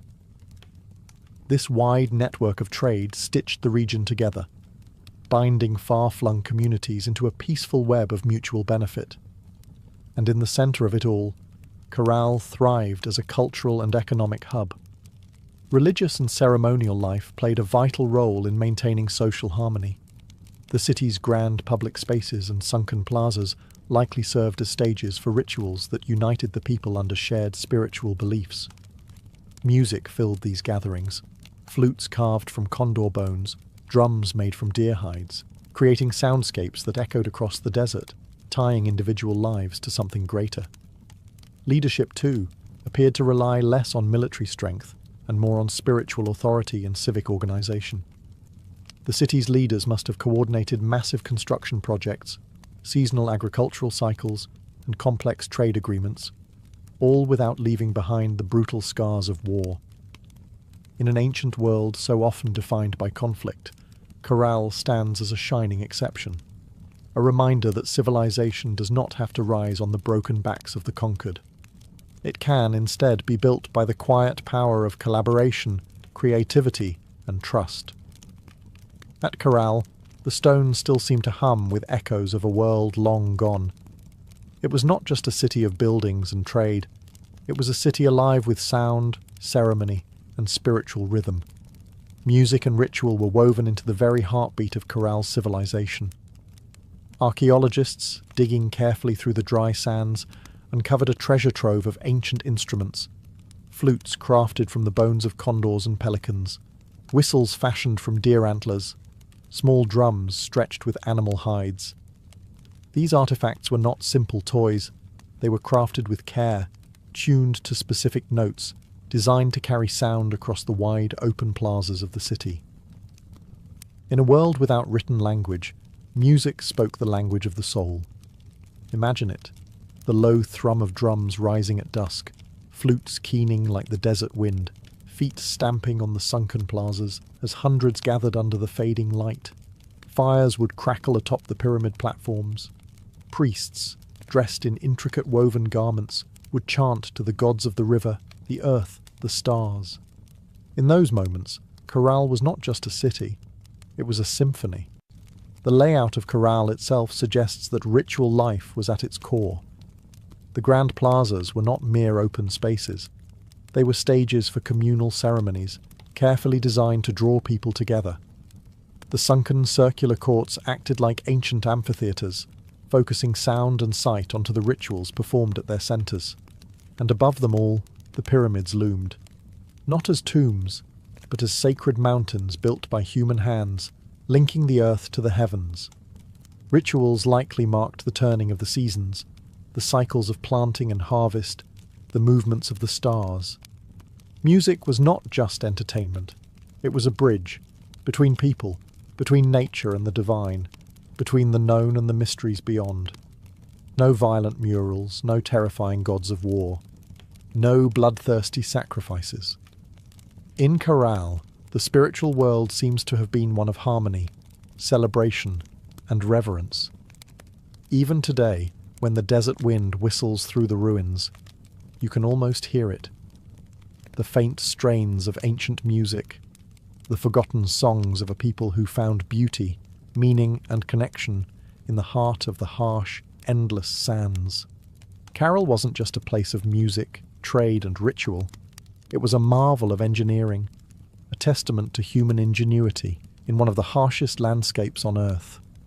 Without metal tools, without the wheel, without draft animals, the people of Corral shaped a city of stone and earth that has endured nearly 5,000 years. Their achievements were astonishing. Massive pyramids rose from the desert floor, constructed not with small, fragile bricks, but with enormous stones carried across the dry valley. Workers transported rocks using reed bags, ingenious baskets strong enough to bear heavy loads, woven from the very plants that grew along the riverbanks. Layer upon layer, they built with care, stacking stone and filling the interiors with rubble to create structures that could withstand not only time, but nature's fury. And they understood nature well. Corral lies in a region prone to violent earthquakes, yet their pyramids and plazas survived largely intact. How? By mastering earthquake-resistant architecture. Builders used flexible construction techniques, layered fills, wide foundations, and rounded corners that allowed their monuments to absorb and dissipate seismic energy. It was engineering born not from textbooks, but from an intimate knowledge of the earth itself. Water management was another silent triumph. Despite living in a desert, the people of Corral developed sophisticated irrigation systems. Channels and canals carefully guided river water to their agricultural fields, allowing crops to flourish even during dry seasons. No water was wasted. Every drop mattered. The layout of Corral itself reflected brilliant urban planning. Major structures aligned with key astronomical points, suggesting a deep understanding of the solar cycles. The sunken plazas, with their precise geometry, were more than gathering places. They were instruments for tracking the heavens, allowing priests and astronomers to predict seasons crucial for survival. Even the city's organization spoke of a complex society. Residential zones, administrative areas, ceremonial centers, all were arranged in harmony, balancing communal life with sacred spaces. They built not just for the moment, but for generations.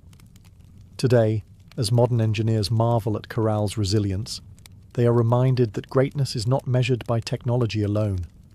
Sometimes the deepest wisdom lies in understanding the forces of nature, in working with the land, not against it. Corral's stones have endured storms, quakes, and the erosion of time itself. They stand as a silent testament to a civilization that engineered their dreams into the desert sands.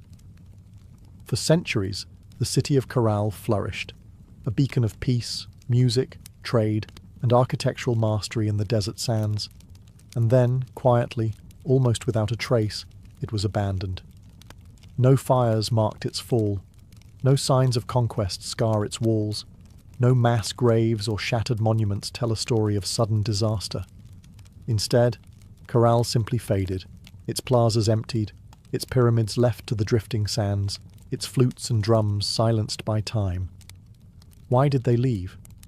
That question still lingers like a ghost across the Super Valley. Some scholars believe that environmental change struck the final blow. Evidence suggests that a long period of drought may have crippled Corral's agriculture. Without the river's life-giving waters, the fields would have withered. Trade networks, dependent on surplus cotton and food, would have faltered. The careful balance Corral had maintained with its harsh environment may have finally tipped beyond repair. Other theories point to shifting trade routes. As neighbouring cultures grew and new centres of power emerged along the coast and inland, Corral's influence might have diminished. Perhaps the goods they once supplied, cotton, fish, produce, were no longer enough to sustain their role as a dominant city. Slowly, the lifeblood of commerce drained away. Still others whisper of internal decline. Without written records, we can only imagine political struggles, religious upheaval, or simple exhaustion after centuries of growth. Even peaceful societies can fracture under pressure when survival becomes uncertain. Whatever the cause, the departure seems to have been gradual, not sudden. Families likely drifted away one by one, seeking more fertile valleys, stronger rivers, new beginnings. Children who once ran across Corral's plazas grew up telling stories of a lost city behind them, stories that would eventually fade into legend. The desert reclaimed what humans had built. Winds carried fine sand over stone temples. Flutes lay buried beneath shifting dunes. What had once been a humming, vibrant civilization became a field of silent, sleeping mounds. For nearly 4,000 years, Corral remained hidden, a whisper beneath the sands, waiting. Today, as archaeologists carefully uncover its stones, the question still burns. How does a city so advanced, so beautifully crafted, simply vanish? Perhaps the truth is that even the greatest civilizations, no matter how wise or peaceful, are still fragile, threads woven into the tapestry of time, forever vulnerable to the unseen forces of change. For millennia, Corral lay forgotten, buried beneath the silent sands of the Super Valley. Travelers passed the strange, rounded hills that dotted the landscape, never suspecting that beneath their feet lay the ruins of a civilization older than the pyramids of Egypt. To them, these were just natural formations, mounds shaped by the wind and time. It wasn't until the late 20th century that the world would finally hear Corral's voice again. In the 1990s, Peruvian archaeologist Ruth Shady led a team into the Soup Valley, driven by curiosity and a growing sense that these hills might hold secrets no one had yet uncovered. What they found would rewrite the story of human civilization in the Americas. Layer by painstaking layer, the sand was brushed away. Beneath it emerged walls of carefully cut stone, grand staircases, sunken plazas, pyramids, a city far older than anyone could have imagined. Radiocarbon dating confirmed the unbelievable. Corral was over 4,600 years old, thriving at the same time as the earliest civilizations in Mesopotamia and Egypt. It was a discovery that shook the foundations of archaeology. Before Corral, scholars believed that civilization in the Americas developed much later, shadowed by the great empires of the Old World. Corral changed everything. It proved that the Americas had birthed monumental architecture, complex urban life, and social organization independently, long before the rise of the Incas or the Maya. Ruth Shady and her team found not just stone and rubble, but the remnants of life: musical instruments, fishing nets, textiles, quipu, ancient knot records, and even offerings made to the gods. Each artifact told a story of a people who had built a society with vision, intelligence, and profound creativity. Corral's rediscovery was more than an academic triumph. It was a resurrection. A civilization that had slept beneath the desert for thousands of years now stood revealed under the open sky once more, its plazas kissed by the same winds that had once carried the sounds of flutes and the laughter of children. Today, Corral is recognized as a UNESCO World Heritage Site, a fragile, priceless link to humanity's earliest dreams of building, belonging, and believing. The sands had hidden Corral well, but in the end, the stones endured, waiting for someone to listen, to see, to remember. Corral stands today as a silent giant, a reminder that civilization's roots stretch far deeper than we once believed. Among its pyramids and plazas, the ancient stones whisper a story that reshapes our understanding of humanity's journey, a story not of conquest and bloodshed, but of harmony, ingenuity, and hope. Long before the towering empires of Greece, Rome, or even Egypt, the people of Corral were building something extraordinary. They raised pyramids without the wheel. They mapped the stars without written records. They created a thriving society rooted in trade, music, ritual, and engineering, all without leaving scars of war upon the land. In an era often defined by conflict, Corral offers another vision of what civilization can be, a society that valued connection over conquest, knowledge over domination.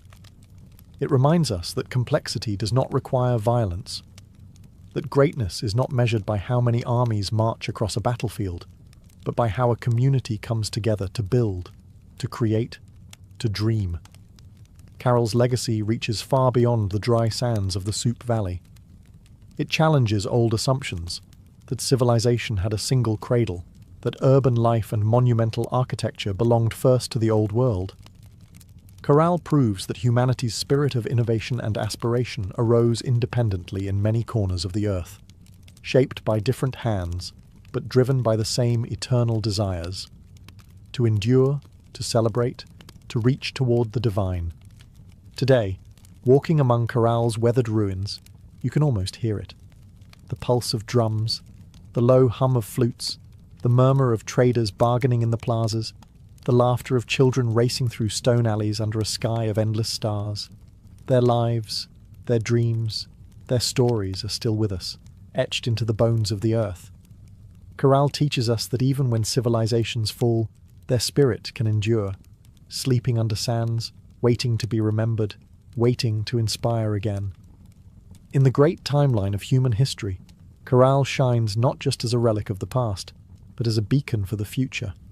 A reminder that, even in the harshest deserts, even under the heaviest sands, the seeds of wonder, wisdom, and peace can take root, and build a world that reaches for the stars.